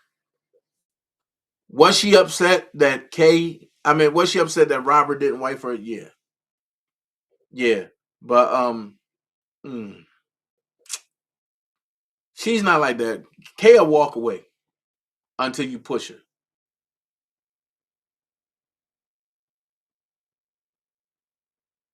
You know what I mean? Until you push her. Now, when you push her, that's a whole nother K. Michelle. But I see where everybody coming from, though. Big Baby Pernell in the building. What up, Galatians? But I see where everybody coming from.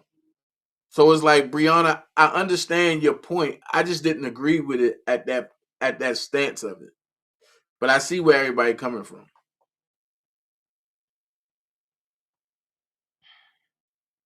A 9-month Geronda Page / Jordan confessed under oath she was with Bubba and never with Kels. Right, Gemini. But as I'm there watching, Robert got charged for everything Geronda, said because Bubba, aka Root Chris, didn't want to take the stand and tell the truth. I have a 31-year-old son. Hold on, I have a 31-year-old. What's my birthday, son? I hope and pray nothing like they're having to be my son. Okay.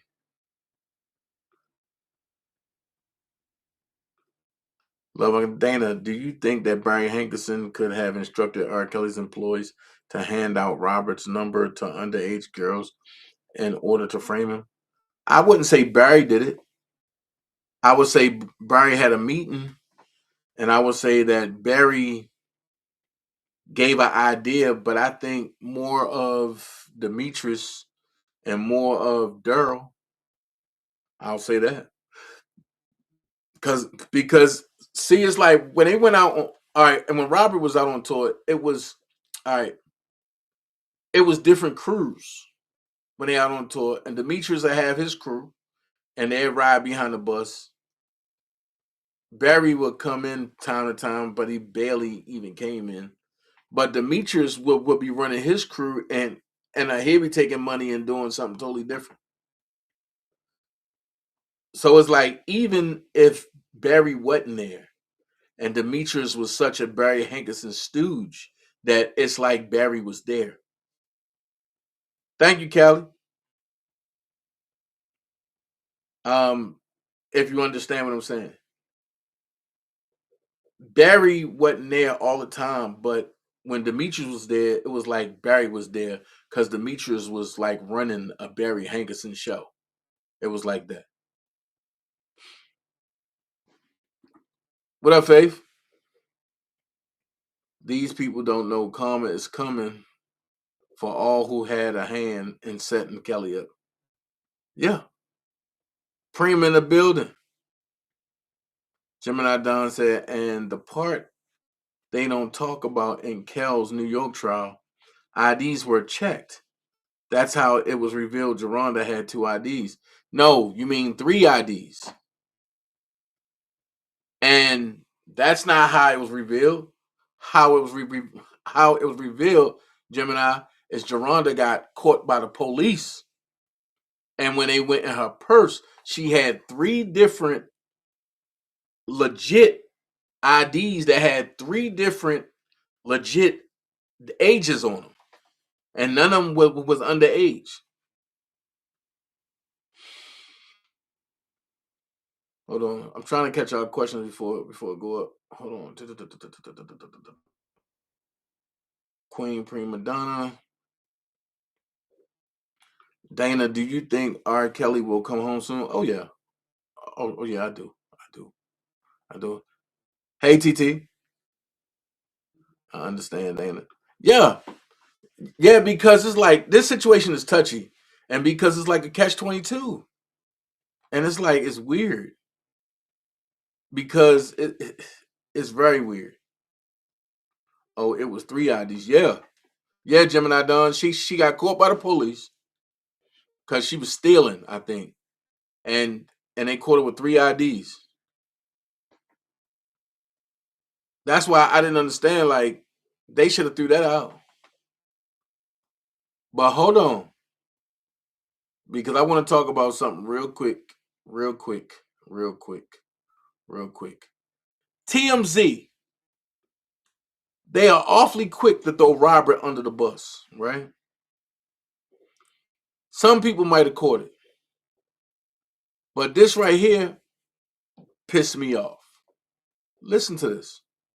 He could be eating dinner at his home tonight, a free man. And that's because an appeals court is now hearing the review of the trial in which Diddy was convicted of violating the Mann Act. And his defense lawyers are making 2 arguments that could sway these judges and make them overturn the conviction. Let me explain both. So the first is that the defense says that the violation of the Mann Act is to prohibit the transportation of prostitutes across state lines, and it's typically for commercial purposes. That's where they've used it before. In this case, the defense is saying this is nothing more than kinky porn, and kinky porn is protected by the First Amendment. Now, that may sound crazy, but I'm going to read you something from their brief. Listen to this. They say, freak-offs and hotel nights were highly choreographed sexual performances involving the use of costumes, role play, and staged lighting, which were filmed so Combs and his girlfriends could watch this amateur pornography later. Pornography production and viewing of this sort is protected by the First Amendment and thus cannot constitutionally be prosecuted. So what they're saying is, look, if you want to use the Mann Act to prosecute people who are moving prostitutes across state lines for commercial transactions, which again is what it's usually used for, that's one thing. But here, there's no commercial purpose. Diddy lost money. He ended up paying the prostitutes. The films were never distributed to anybody. The defense is saying it was for his pleasure and the pleasure of people who may have been participating. So they're saying, look, this is like any porn. It could be OnlyFans. It could be anything like that. And all of that is constitutionally protected and shouldn't be prosecuted. So that's one argument. And I got to say, it is an interesting argument. The prosecutors are saying it's meritless, but I wouldn't be so quick to judge it that way. So we don't know what the prosecution is going to say beyond that in court. But these judges, as I'm recording right now, the judges are hearing these arguments. I got a problem with that. I'm going to tell you why I got a problem with that. Because if you're going to say that that's covered under the First Amendment, right? Why is R. Kelly in jail for having sex or smex with Faith and all of them other adults? Because you can't prove that nobody was underage. So now, if it's protected under the First Amendment, Rob shouldn't have never got the Mann Act. Because from what I'm hearing, the Mann Act is transporting prostitutes from state to state across state lines, right? So if that's the Mann Act, so Faith can't be a victim and a prostitute at the same time. Azriel can't be a victim and a prostitute at the same time.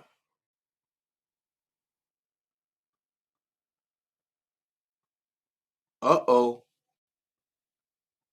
Uh-oh. Uh-oh. So now you're trying to say that Robert girlfriends at the time were prostitutes and victims? How is that possible? How is that possible?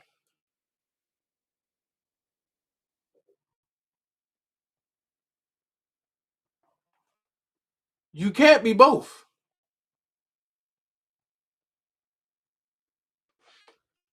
But for the people who say that Diddy getting out, this is what we gonna do. Because I want y'all to hear the same thing that I heard. If he do, good. But if that's the case, they gotta let Robert out. But I want y'all to hear this. Check this out. You're saying that those cases implicitly have overruled our circuit's precedents?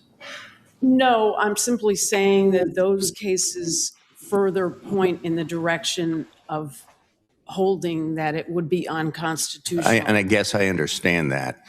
But we typically cannot, as a panel, overrule a prior precedent of this court, full stop, unless there has been an intervening decision of the Supreme Court or of this en banc court categorically doing so. We can't find that our precedents have been undermined by subsequent developments and abandon them. That's why we have the en banc process.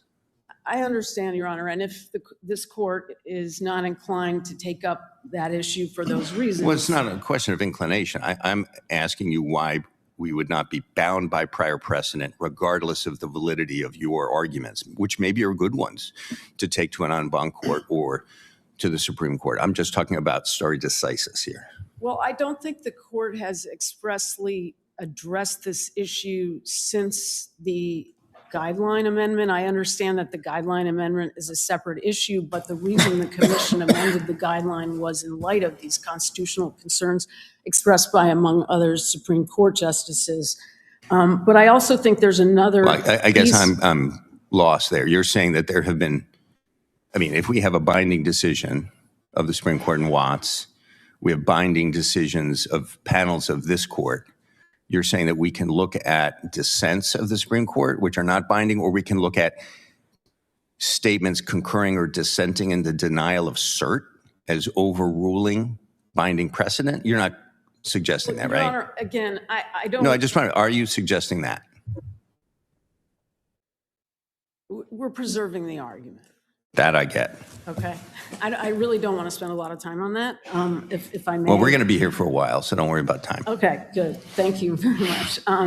So there is a second piece of it, though, that is relevant to that question, which is that I believe that precedents of this court in the 3553 analysis, including Vaughn and Johnson, have held that, notwithstanding the rule that Your Honor referred to, that district courts must specifically explain in their arriving at their sentence, they must specifically consider the acquitted conduct and, the jury's acquittal when assessing the weight and quality of the evidence that the district court is relying on, and that did not happen here. So I think that's important too. Now, if I may, I'd like to go to that line of argument I'm familiar with, and I'm going to apologize. I'm not familiar. Where did you raise that issue with the district court below, that even if it is constitutional to consider acquitted conduct, he should consider the weight and quality of the evidence below? Well, first of all, that's the Cordoba Gigante line of cases. It's we cited the Vaughn case in our papers. And before the district court. Before the district court, and I believe it was in our reply brief. But I would also just point out that throughout our papers below, we made abundantly clear in over 100 pages of briefing that for multiple reasons, the district court shouldn't consider acquitted conduct. But but that's a distinct. There are various arguments one can make against acquitted conduct. One could make a Sixth Amendment argument. One could make a guidelines argument. One could also make the Gigante line of argument, saying it is permissible, and yet you are not, as a district judge, compelled to take into account acquitted conduct because you must also consider the nature and quality. And arguably, I suppose, under some lines of cases, one would ask the district court to adopt a higher standard of proof when doing so. That's not what I'm really saying. When I'm talking about what Vaughn says about what Vaughn says specifically. I'm not suggesting that. Vaughn just says that the court should consider the acquittal when assessing the weight and quality of the evidence. Correct. That's it. It's one sentence in Vaughn. And then it goes, as Judge Nardini referred to, into citing Cordoba and Gigante. But how did Judge Subramanian not do that here? He didn't do it at all. If you read his statement of reasons, he simply says, I'm only sentencing you for the conduct you were convicted of, and then he goes on to discuss all of the acquitted conduct. But at the sentencing hearing, he acknowledges that the acquittals, and he says, he acknowledges you were acquitted of these charges. Are you arguing that under Vaughn there needs to be a detailed explication as to each fact, how the acquittal on the other charges goes to the, quote, weight and quality of that evidence as to each piece of conduct considered? Or is it enough for the district judge to acknowledge, I get it, you were acquitted on these charges? No, it's not enough. Obviously the judge acknowledged that he had been acquitted, but that's not enough. That's just make weight. And I think in both Vaughn and in Johnson. Make weight? In other words, he said, yeah, there was an acquittal, but he didn't explain. You mean he didn't mean it, or he wasn't thinking it? What does make weight mean? It's a rather disparaging characterization. And I want to understand what you mean by it. Well, what I mean, that's not what I mean, just to be clear. My point is simply that what Vaughn requires and Johnson requires is not just an acknowledgement that there has been acquittal, but some sort of discussion of why the judge, notwithstanding the acquittal, finds that the weight and quality of the evidence supports enhancing the sentence. If I may, I'd like to go on. McClinton made clear the Supreme Court would take up the issue of the constitutionality of acquitted conduct sentencing if the commission didn't act, and the commission did act and amended the guideline to ensure that not guilty really means not guilty. And this case is exactly what the guideline was written to address. Mr. Combs was acquitted on sex trafficking conspiracy, but convicted on prostitution charges that didn't require proof of coercion or conspirators. Well, we're going to get to coercion and all that. But let me pause on a couple of these guideline questions and ask you why we would even need on at least some of them to get into this debate about the scope of acquitted conduct. Let's start with the leadership enhancement. My understanding is that under the leadership enhancement, as the guidelines provide, it can be imposed if there are at least 5 criminally responsible participants. Is that correct? Correct. So you have Mr. Combs, who was convicted, correct? Correct. So he's one. You have the 2 escorts who traveled across state lines. I understand that you are trying to challenge the convictions on the theory that they were not actually planning to engage in this specified forbidden activity, but assume that they were, and that we were to uphold those convictions. Those 2 would be criminally responsible participants, correct? Well, the district judge relied on Christina Coram and Mr. Combs's employees and certain employees. Yeah, but if there were 5, we have enough. Didn't he also rely on the 2 escorts? I don't think so. Okay, well, let me ask this. Here's my question. Would the 2 escorts be criminally responsible participants if they traveled across state lines with intention to engage in the forbidden activity? Well, this court has to review the findings below. So let's stick with my question. You can go back to it.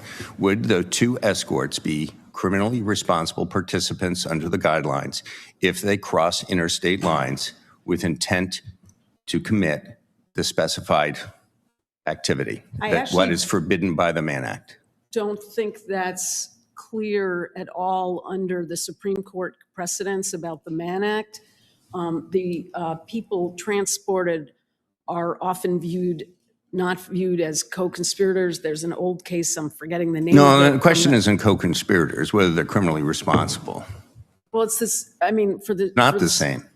The Supreme Court cases, and I apologize that I can't remember the name of it, would only consider someone to be criminally responsible if they were involved in arranging the transport or something like that, but not necessarily the person who traveled. Right, I recall those cases. Okay, so that would be your argument as to why the 2 escorts are out, or an argument why the 2 escorts are out. And what about the 2 named victims in this case, who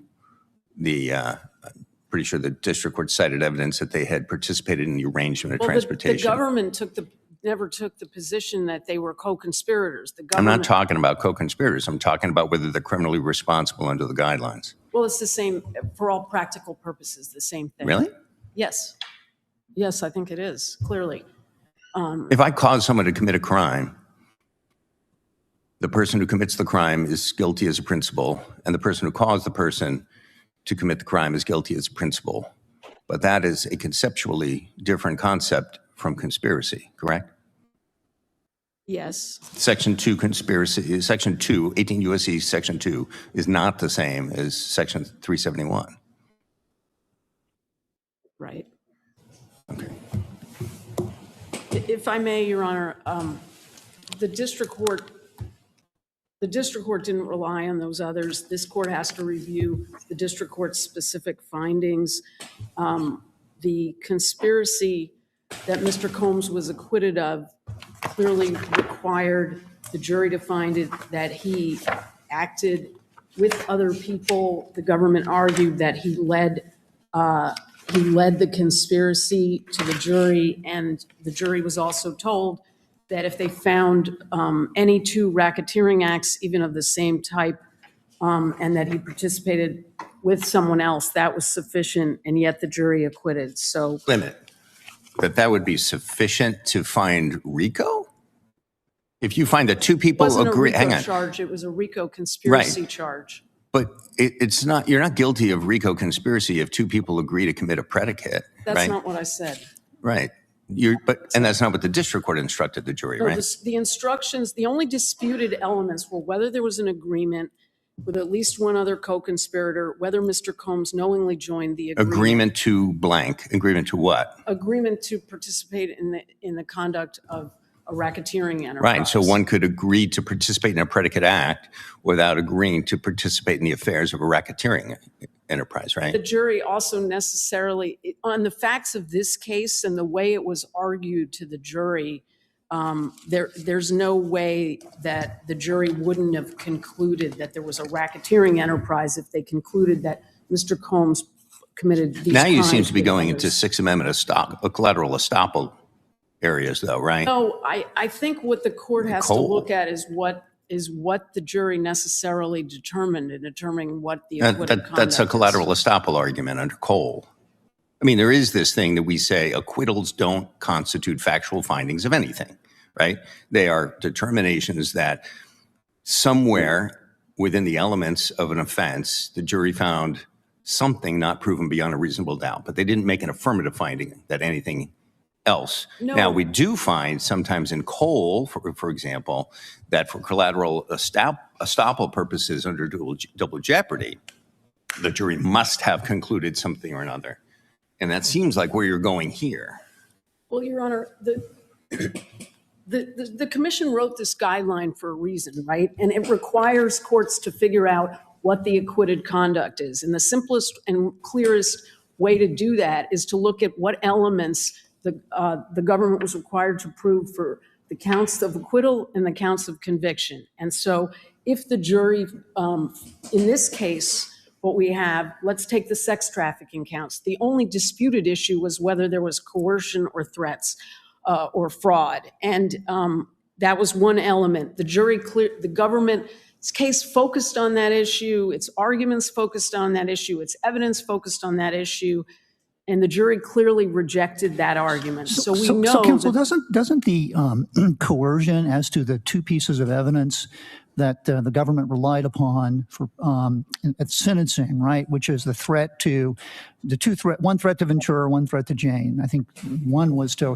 release the tape. The other was we're going to I'm not going to pay your rent. Doesn't that establish the intent of the Mann Act? That is the intent to violate the Mann Act. That's what the district judge used this evidence for. He says that it overlaps to this extent, that is the RICO conspiracy overlaps with the Mann Act, and insofar as we're talking about intent here. And why don't those two pieces of evidence support his factual finding and that there's intent for purposes of the Mann Act? No, Your Honor, for two reasons. First of all, the intent element and the coercion elements are, as the government said, totally separate. And under our view of the acquitted conduct guideline, you have to look at it by element. And this type of analysis shows why the relevance test is problematic. But I want to also... I understand your point about the relevancy test, but isn't that just nomenclature, right? We look at substance, not at labels. I don't think it's nomenclature because this is a relevant conduct guideline. The whole point of the guideline is to take acquitted conduct out of relevant conduct. And a relevance test really is another way of saying, well, acquitted conduct is not relevant unless it's relevant, which makes no sense. But I do want to talk about the specific incidents and why that's not correct. Okay. So first of all, with respect to the Cannes incident, there's actually no evidence that there even was a Mann Act offense in connection with the Cannes trip. So the government's argument is that threats were supposedly made on an airplane flight returning from Cannes to New York. Under Broxmire, United States against Broxmire, 616 F3rd 120 at 127, a 2010 case from this court. The court held that for purposes of the Mann Act, the intent to engage in prostitution, which has to be a dominant purpose of the travel, has to coincide in time. And there's no evidence that even on the airplane, they were planning a so-called freak-off. And moreover, there was no evidence in the record that there was a freak-off other than Ms. Ventura's testimony. Wait a minute. Relied... Pause. You just said there was no evidence other than a witness's testimony, which is another way of saying there was trial evidence. Right. The jury is the finder of fact. So this, not only was this argued to the jury in the summation, but the jury sent back a note asking for quote, Cassandra Ventura testimony regarding Ken and the events immediately following. That's at trial transcript page 8085, which is at docket 632 in the district court. And So we they- know that the jury rejected the notion that that there was coercion in connection with that incident. With respect Wait a to minute, the but now Mann you're Act, mixing two things. Let's grant you the notion that they decided coercion had not been proven beyond a reasonable doubt. But I thought you were just arguing a different thing, that the defendant did not have an intent for purposes of the Mann Act transportation, during the conflict?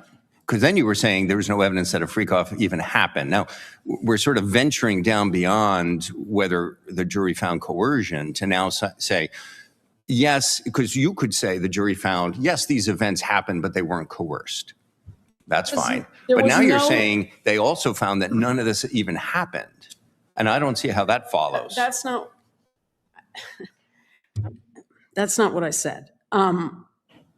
Well, you said there was no evidence that the freak-off happened except for Ventura's testimony, and then you were trying to argue the jury necessarily rejected Ventura's testimony.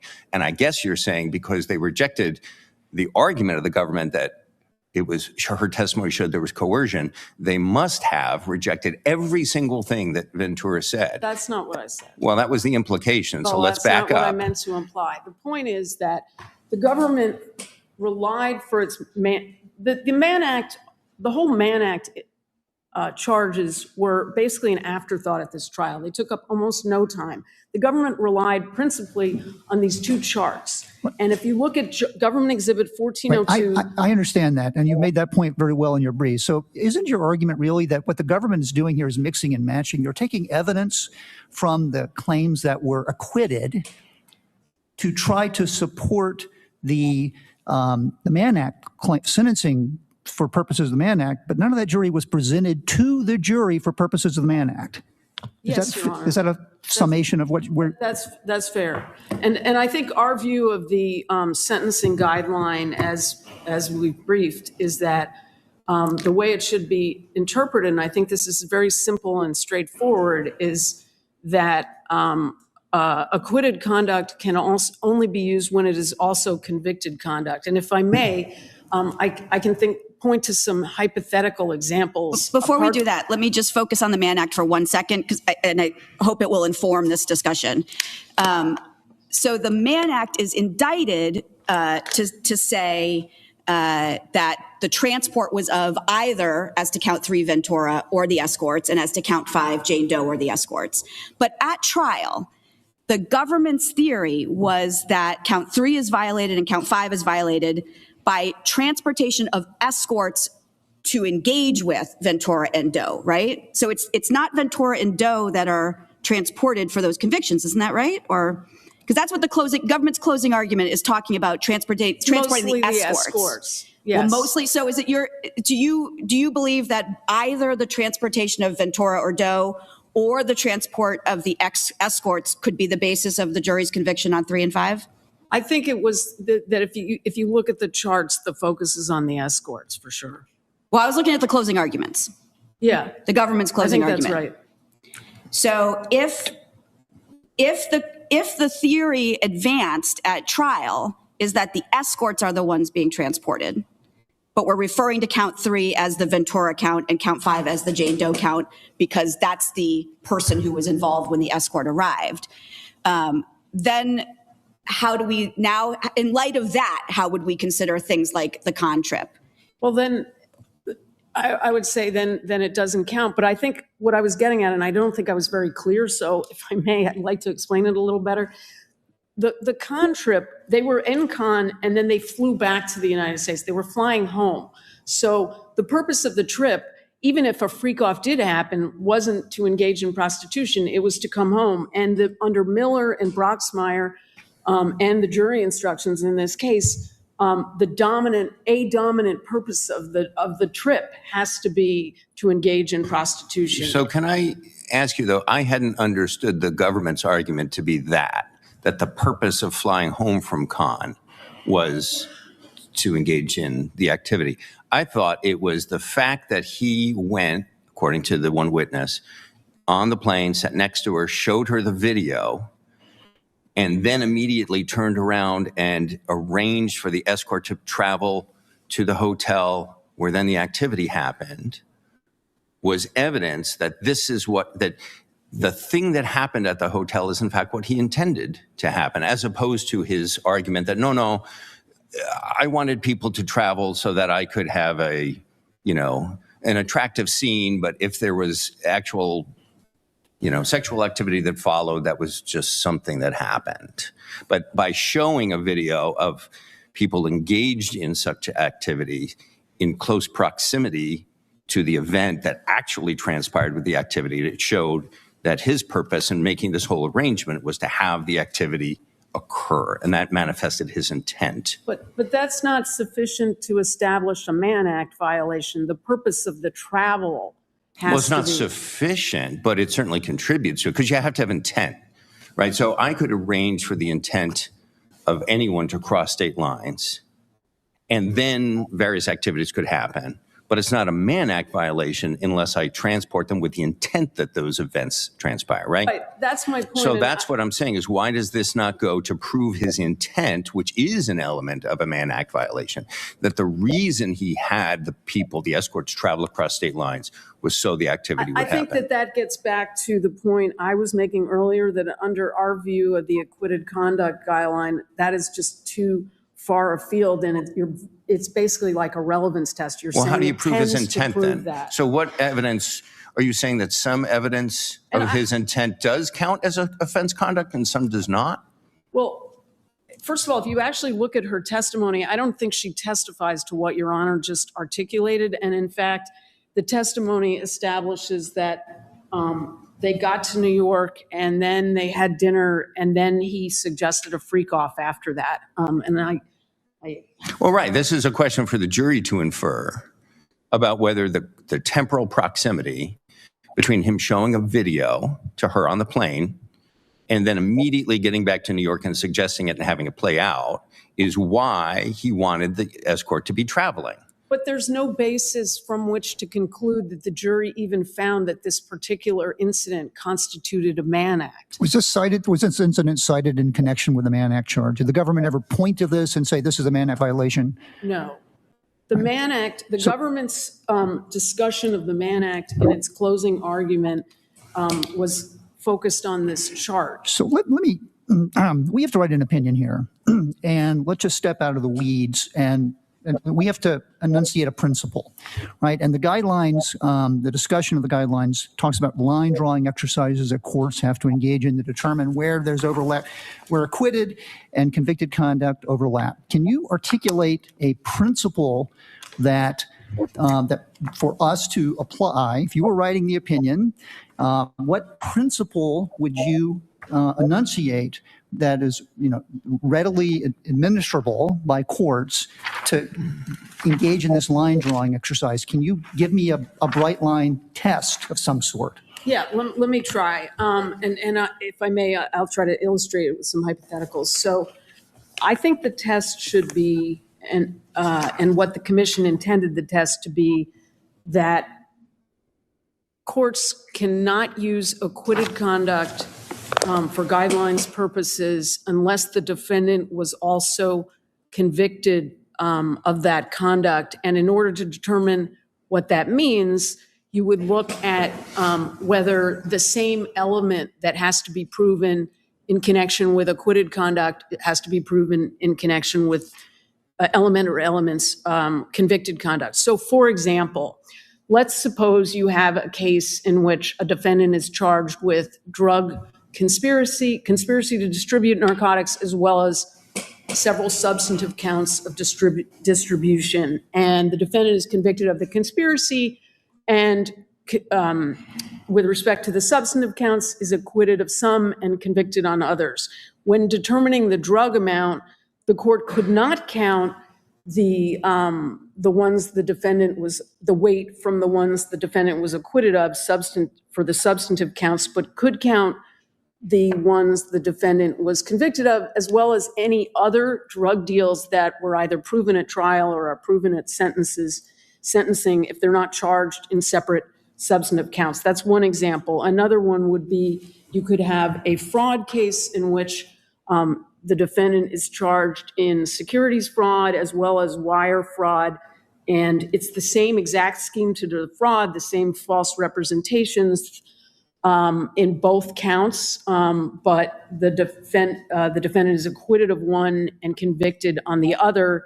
The way to make sense of that is to say it's clear the defendant has been convicted of the scheme to defraud, and so you could count the entire loss amount, even though he was, let's say, acquitted of wire fraud, either because maybe the jury didn't find the wire in furtherance or something like that, but it's clear that they did find the scheme to defraud proven because the same conduct underlies the element in both charges.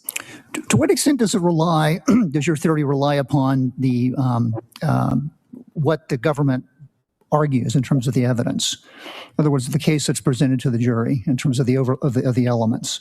Is that dependent upon that, or does that matter? Is that irrelevant? I think it depends on the case. I think you have to look at the indictment and what's the charge and what's the government's theory of the case. So, the theory of the case as presented to the jury, right? It's not their theory of the case in the abstract, what may be in the indictment, but it's what is actually. I mean, they have a case to prove, right? So wouldn't it be the evidence and the arguments that the government makes to the jury? It's definitely very important, and I think that's why. That's why we think that the test that's used for collateral estoppel is. And so was any of the evidence and the arguments the government made here in connection with the RICO and the sex trafficking offenses, was any of that evidence presented to the jury for purposes of persuading them to convict on the Mann Act? Yes. I'm sorry. Were you asking just about the RICO or the? No, both. Yes. So to what extent did the government's case at trial on RICO and sex trafficking overlap with the government's evidence and arguments on the Mann Act? So, as the government said, itself said it was totally separate, but with from the sex trafficking counts, the overlap. Well, let me just back up. Should a district judge hold the government to that for sentencing purposes? I mean, should the district court say, well, you put on all this evidence that the jury rejected, right? And now you want me to look at this evidence to support a conviction under this other, to support a penalty under this other offense that you were convicted on, but you didn't present any of that evidence to the jury. I think you have to just start with what are the elements that the government had to prove. Yes. And so if they didn't have to prove for the Mann Act, if they didn't have to prove coercion, they didn't have to prove a co-conspirator, then we know that there is no convicted conduct that includes coercion or co-conspirators. And that's really the starting point. And I think the evidence and the arguments just reaffirms in this case that that the evidence that the judge was relying on is totally separate and, in fact, was acquitted conduct because he's mixing and matching is what he's doing, right? I mean, the district court here reached into the evidence that was used to support the government's RICO and sex trafficking case for purposes of establishing the penalty under the Mann Act. Correct, and he found coercion when the jury had not found coercion, including as to those two specific instances, because the government made those arguments and expressly told the jury, which correctly under the jury instructions, that if they found coercion, each of those instances would have been sufficient to convict on the substantive sex trafficking. Were there limiting instructions given or requested during trial that certain evidence would only be admissible with respect to certain of the charged offenses? No, and that wouldn't really have worked here because there was a RICO charge, and as I'm sure Your Honor knows, under RICO, basically everything would have come in as to RICO, but the idea that it's admissible as to RICO, but not admissible, say, as to the Mann Act. But what I'm going to that is would not have been legally permissible in this case because the Mann Act was also predicate acts to the RICO. I mean, that just wouldn't have been a valid instruction. Well, I guess where I'm going with this is, does that mean that all the evidence that was admitted would have been legally admissible to prove any of the particular offenses. So, going towards Judge Baker's hypothetical, is there a scenario here where the judge was pulling evidence that was not, I don't know what you would say, admitted for purposes of proving the Mann Act, and then it's impermissible, say, for the judge to look at it with respect to the Mann Act when he's at the sentencing period? And I guess what I'm asking is that in fact the case here, or was all of the evidence admitted for unlimited purposes such that there is no, as long as it would be relevant and probative to prove up another count, then it would have been permissible for the judge to consider it with respect to that count? Well, I think the reason it's not permissible for him to consider it is because it's acquitted conduct. And the judge... Well, right, but I guess let's give you that. Let's accept that. Let's accept that premise for the purposes of my question, that yes, it would underlie some of the acquitted counts. I think then the question becomes, is it overlapping, right? So would it be permissible nonetheless to consider it with respect to the convicted counts? No. And right, and I understand your answer is no, and I'm trying to get at why. So is it because it wouldn't have been admissible to prove the Mann Act count? In other words, does your argument depend on that at all? Or I think what I hear you arguing is if there is an element of the acquitted charges that does not match an element of the convicted charges, what is embodied in the element of the acquitted conduct, which here is coercion, fraud, is now completely off the table for sentencing. Is that your argument? So that is our principal argument. Okay. There's a secondary argument, and I hesitate to even raise it, but it's, we've made it, that even if you actually adopt the relevance test that the district court imposed, that these things wouldn't have been relevant. But I don't think the court should the relevancy go test, there. I find your argument confusing on that because I think the district court made, I think that's just frankly, I think fallback. your brief mischaracterizes, sort of caricatures the district court's use of the word relevancy. I don't think he's saying relevant in the sense of relevant conduct under the guidelines. I think he's taking relate to in context of having probative value with respect to one of the elements of the convicted offense, which is another way of saying it would have been admissible evidence to prove an element of the charged offense. I think that's right. And our point in the briefing below on that, especially, and I think we make this point in the opening brief as well, is that test is far too broad. But it's not coextensive with relevant conduct. Because I think in your brief, you say that blows up the acquitted guideline because it would basically, it's just a circular definition with relevant conduct. And I think that's not what the judge was saying. It would be a smaller subsection of things, much smaller subsection of things than anything involving relevant conduct. I don't agree, Your Honor. And I think that it's a distinction without a difference because the concept of relevance, as the district court was using it, as Your Honor seems to be using it, is the same as Rule 401, which is incredibly broad. And as this court has, repeatedly held, it's a very low bar. And it basically sweeps in, many things. And no, take this. Defendant is convicted of one bank robbery. At sentencing, the judge considers 10 other bank robberies that were committed on completely different days using, and let's posit, completely different modus operandi. But it's relevant conduct. And so the judge considers all 11 bank robberies when calculating the guidelines. I don't think that one would then say that had there been a trial on bank robbery 1, all of the other 10 bank robberies would have come in as relevant evidence because under my hypothetical, where there was no common MO, they would not be admissible under 404B.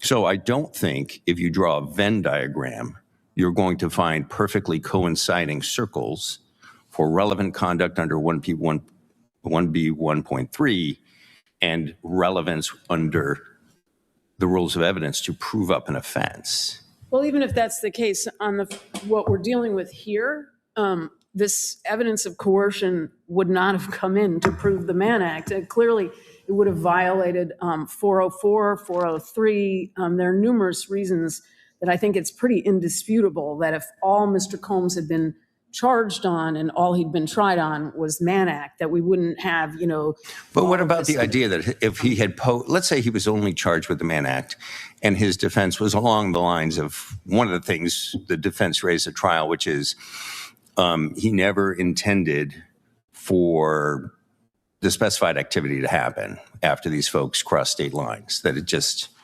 kind of happened. And one of the ways the government tried to disprove that or tried to prove his intent was saying, no, he used to talk about this all the time, what he wanted to happen. In fact, there was one time on a plane that within 24 hours before the event happened, he actually showed a woman videos of prior episodes where the activity had happened. And sure enough, within 24 hours, that's what he arranges to happen. Again, that's proof that this is exactly what he intended to happen. It is not mere coincidence.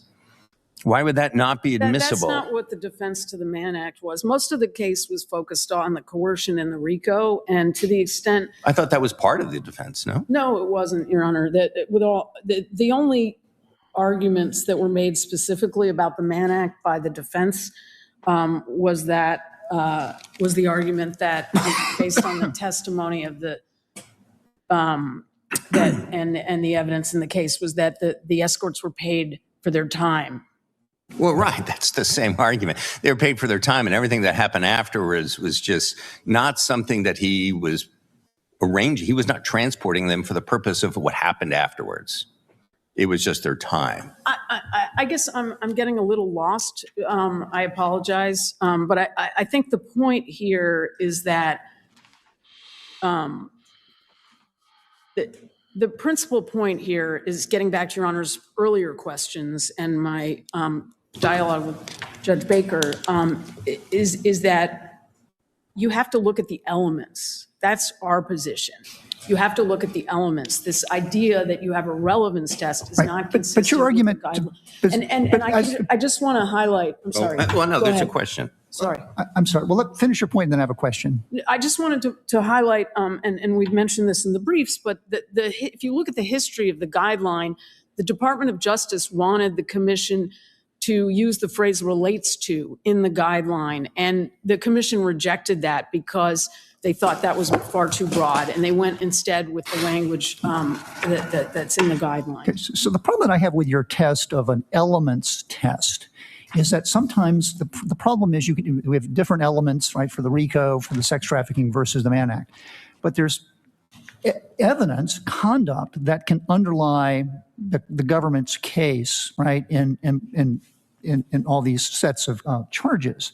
And the mere fact that you're acquitted doesn't, by the very plain terms of the guidelines, right? It doesn't take it off the table insofar as that conduct is also convicted conduct. And so what we're trying to discern here is where is the line, right, for purposes of sentencing.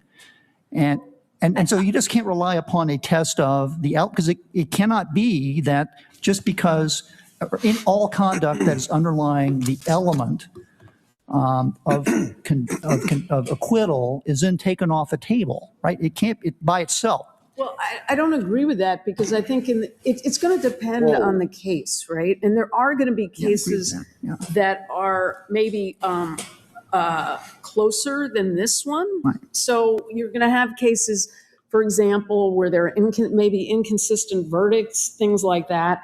That's not the case here. This was very clear. I sat through this trial for 8 weeks. The government's focus from beginning to end was on the sex trafficking and the RICO. The whole where the debate was there coercion or was this sex voluntary? Right. That was the gist of the Mann Act what was an afterthought. Disputed. It was an afterthought. The Mann Act was just an afterthought in the government's prosecution. I mean, it was there, but it was effectively a sideshow. But that's the Wait a minute. So the Mann Act was basically a sideshow? What the heck? question, right? Can the government then look to all this, or can the district court look to evidence presumably rejected by the jury and acquitting on these other things for purposes of finding the penalty in the sideshow? And why shouldn't we just hold the government to what it argued? We should. We should, absolutely. And I think the whole point of this guideline was to deal with the fact that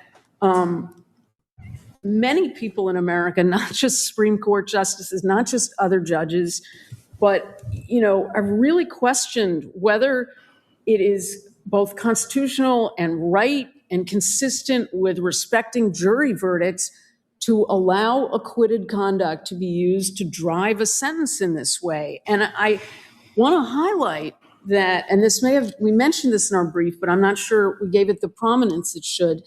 This sentence was the highest sentence ever imposed for a Mann Act defendant sentenced under the same base offense level and criminal history category. Well, let me ask you about that. So would this offense be let's take the violence off the table, right? The allegations of violence that the jury rejected in the acquitted counts.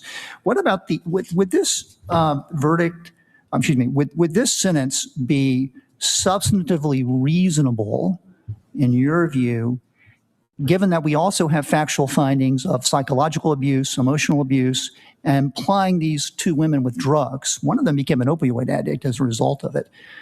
Would presumably that's still on the table if we take away the violence? I think that it would be substantively unreasonable under the correctly calculated guideline range, because it would be multiples. It would require a variance upward based on the acquitted conduct. But that's not. But it's the guideline range is just. It's not a per se rule. It's a guideline, and it's a starting point. But then you look at the facts of the case, and we have two statutes that tell us you look at all these factors, and we have one statute that says there's no limitation. And am I correct in understanding that we have this factual finding that we have two women who were plied with drugs to participate in this, and one of them became an opioid addict? And so doesn't that support the reasonableness of this, putting aside the violence? Well, a couple of points. First of all, you're correct that that's what the district court found. There's the evidence in the trial is much more complicated than that. But you don't challenge on appeal those factual findings. You're not challenging that factual findings. You're making legal arguments. But this court has to review the sentence based on the guidelines calculation taken as a starting point. And this is actually where I was going. I don't even think I got to this. The Supreme Court in Martinez-Molina and this court in Seabrook and many other cases have held that a guidelines miscalculation is a significant procedural error that requires a remand and resentencing in most cases, even under plain error review. And so, for instance, this court has held that if you accept the guidelines argument, even in part, a significant upward variance would have been required, and a remand is required because the judge would have had to explain that variance.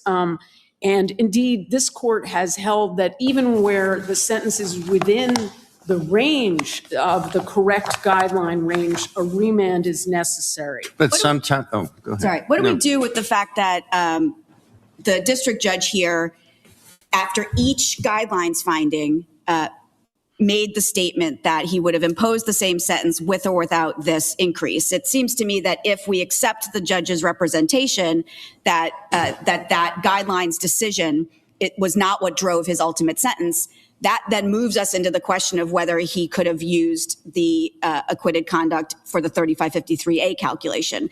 But how do we get over that sort of potential harmless error hump that he did make that statement after each increase was imposed? So this court has repeatedly held that a major variant that the district court cannot insulate itself from appellate review by saying that he would give the same sentence. The Seabrook is one example. We've cited others in our brief, and the Supreme Court in the Molina Martinez case, and this court and other cases have pointed out, for example, that this isn't like a new trial and a resentencing, Yeah, but sometimes we have affirmed. I mean, I understand you can point to some cases where we say, you know what, we're not sure the guideline error really was harmless. We don't know. The judge said it wasn't, but we don't have a high level of confidence. The judge was very emphatic here and careful. So it doesn't sound very boilerplate. It doesn't sound like anything the district judge did here was boilerplate. It's also clear that the acquitted conduct drove the sentencing. And then we would get into the Sixth Amendment issue, right? No.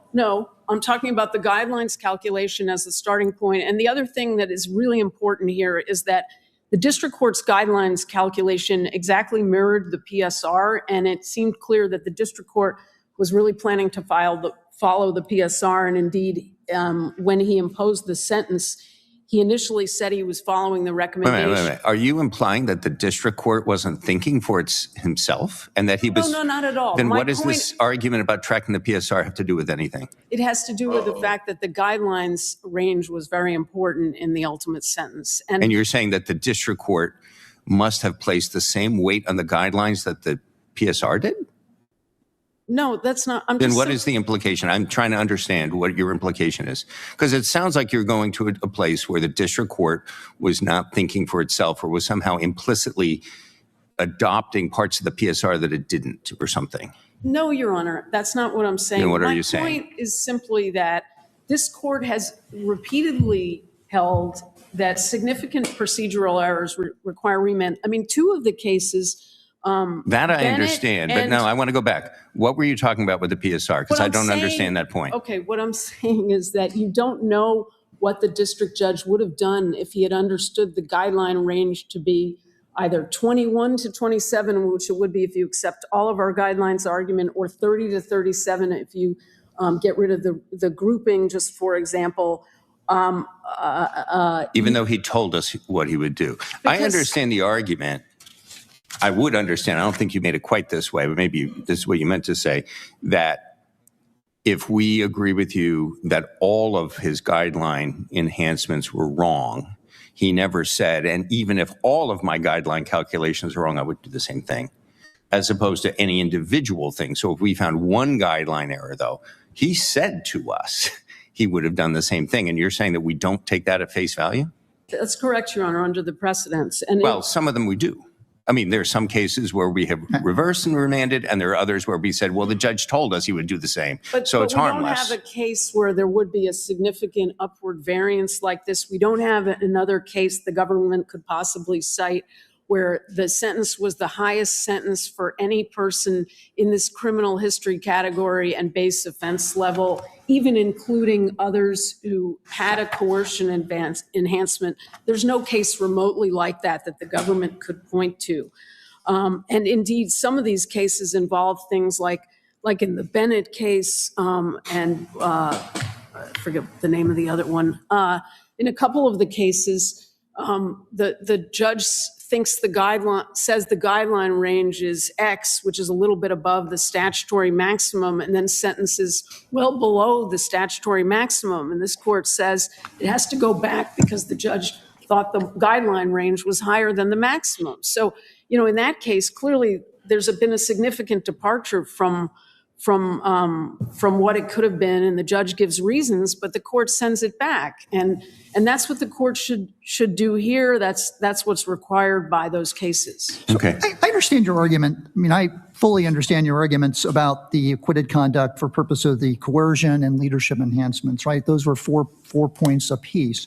But when it comes to the victim, the characterization by the district court of Ventura and Jane and the escorts as victims, that's not really, as you framed it, it's not really an acquitted conduct argument. You're just arguing with or disputing the district court's characterization of these people as victims.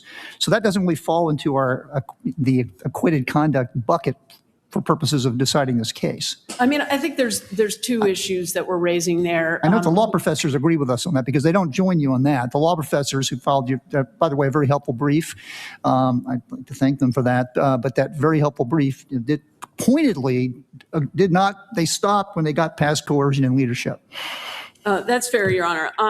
I think our principal argument on that, we are arguing that the acquittals show that the jury didn't believe the two women were victims, but our principal argument there is that the term victim should be interpreted according to its plain meaning, which is someone harmed or injured by the offense, and that the application note is inconsistent with that plain meaning. So even under Stinson, the grouping calculation was incorrect, and we're also preserving for further review a challenge to whether Stinson is good law.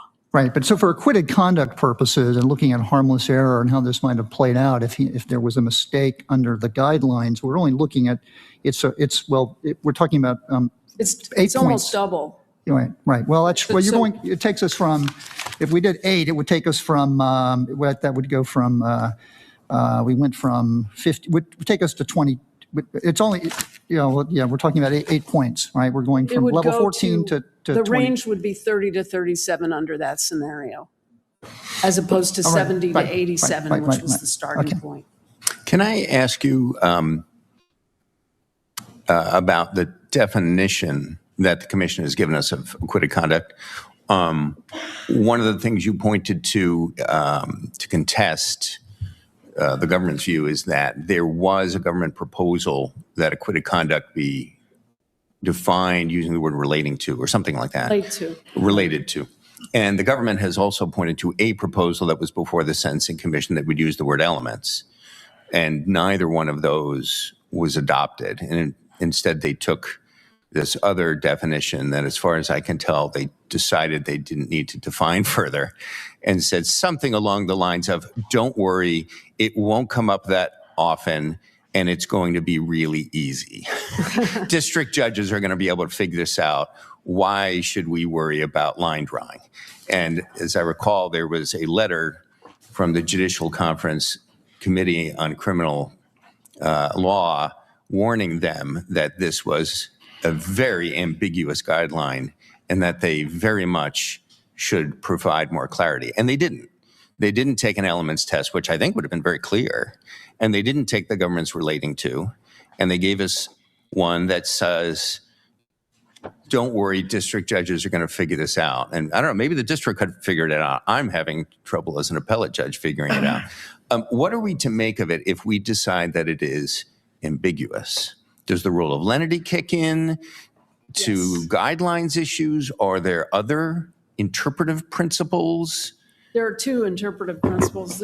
So one would be the rule of lenity, and the other would be the related, but maybe more important, constitutional avoidance principle. And even to the extent, I understand the panel's position regarding, or Your Honor's position regarding the binding nature of those precedents we talked about earlier.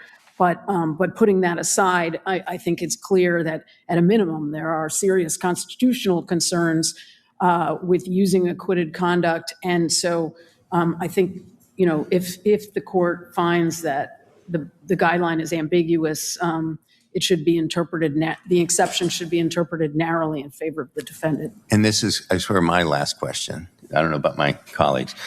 Are you aware of any other appellate courts that either have decided this issue or are facing it right now? Is this bubbling through the circuits in other ways where we are soon perhaps to benefit from the views of our sister circuits? I am not aware of any other appellate decisions interpreting the guideline. There are some decisions, relating to the Watts issue, but sure, but you're not aware of anything currently bubbling. My colleague advises me that there's a case pending in the First Circuit on this. Do you happen? Well, that's fine. Well, if it comes out, that's fine. If it comes out, we'll find it, but that's helpful. Okay.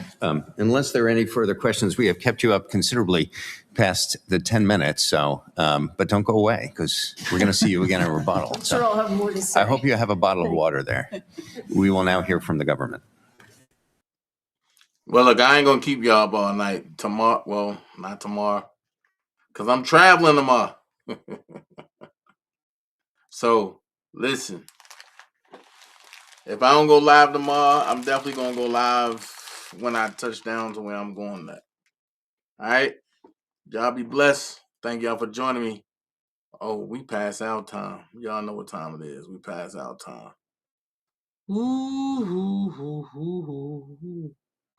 We pass out time. So y'all be blessed, man. I'm up out of here. And guess what? Keep Kels in y'all prayers. We're going to continue doing that, John. Don't forget that Jane and J season. Check it out.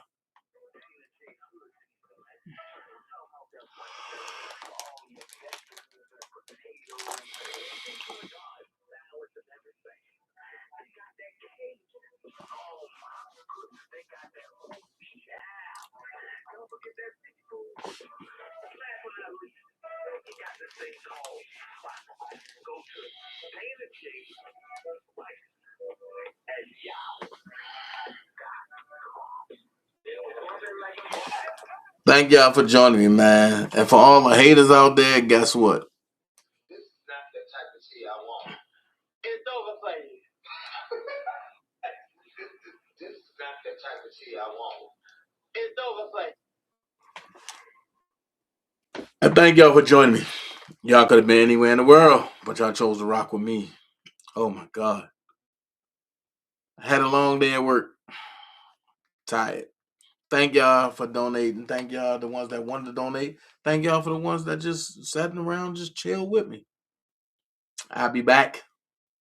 I'm going live when I touch down the way I'm going. Y'all be blessed.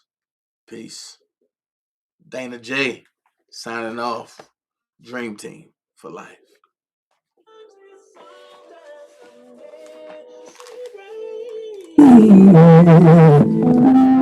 Gently touches my soul. Feels just like fire shot up in me. We lose control.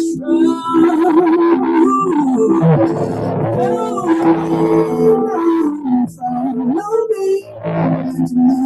Smile like raindrops.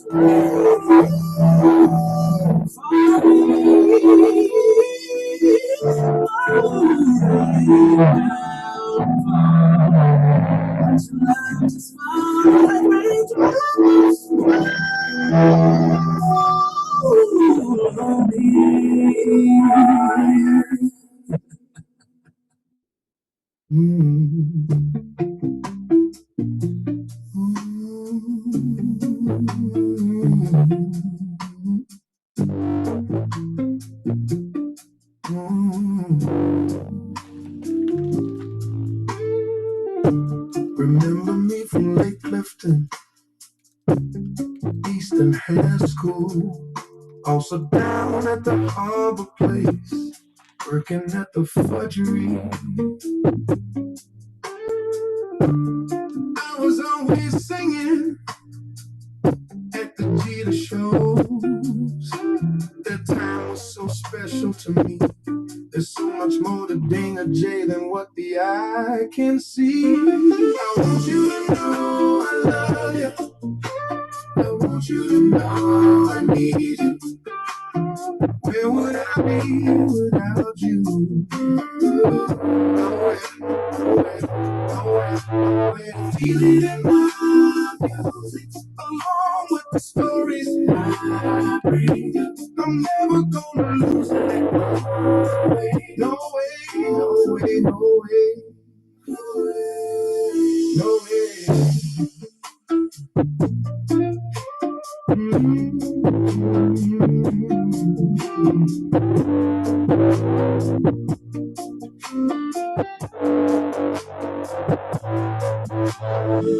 Feel it in my music, along with the stories that I bring you. Never gonna lose it. No way.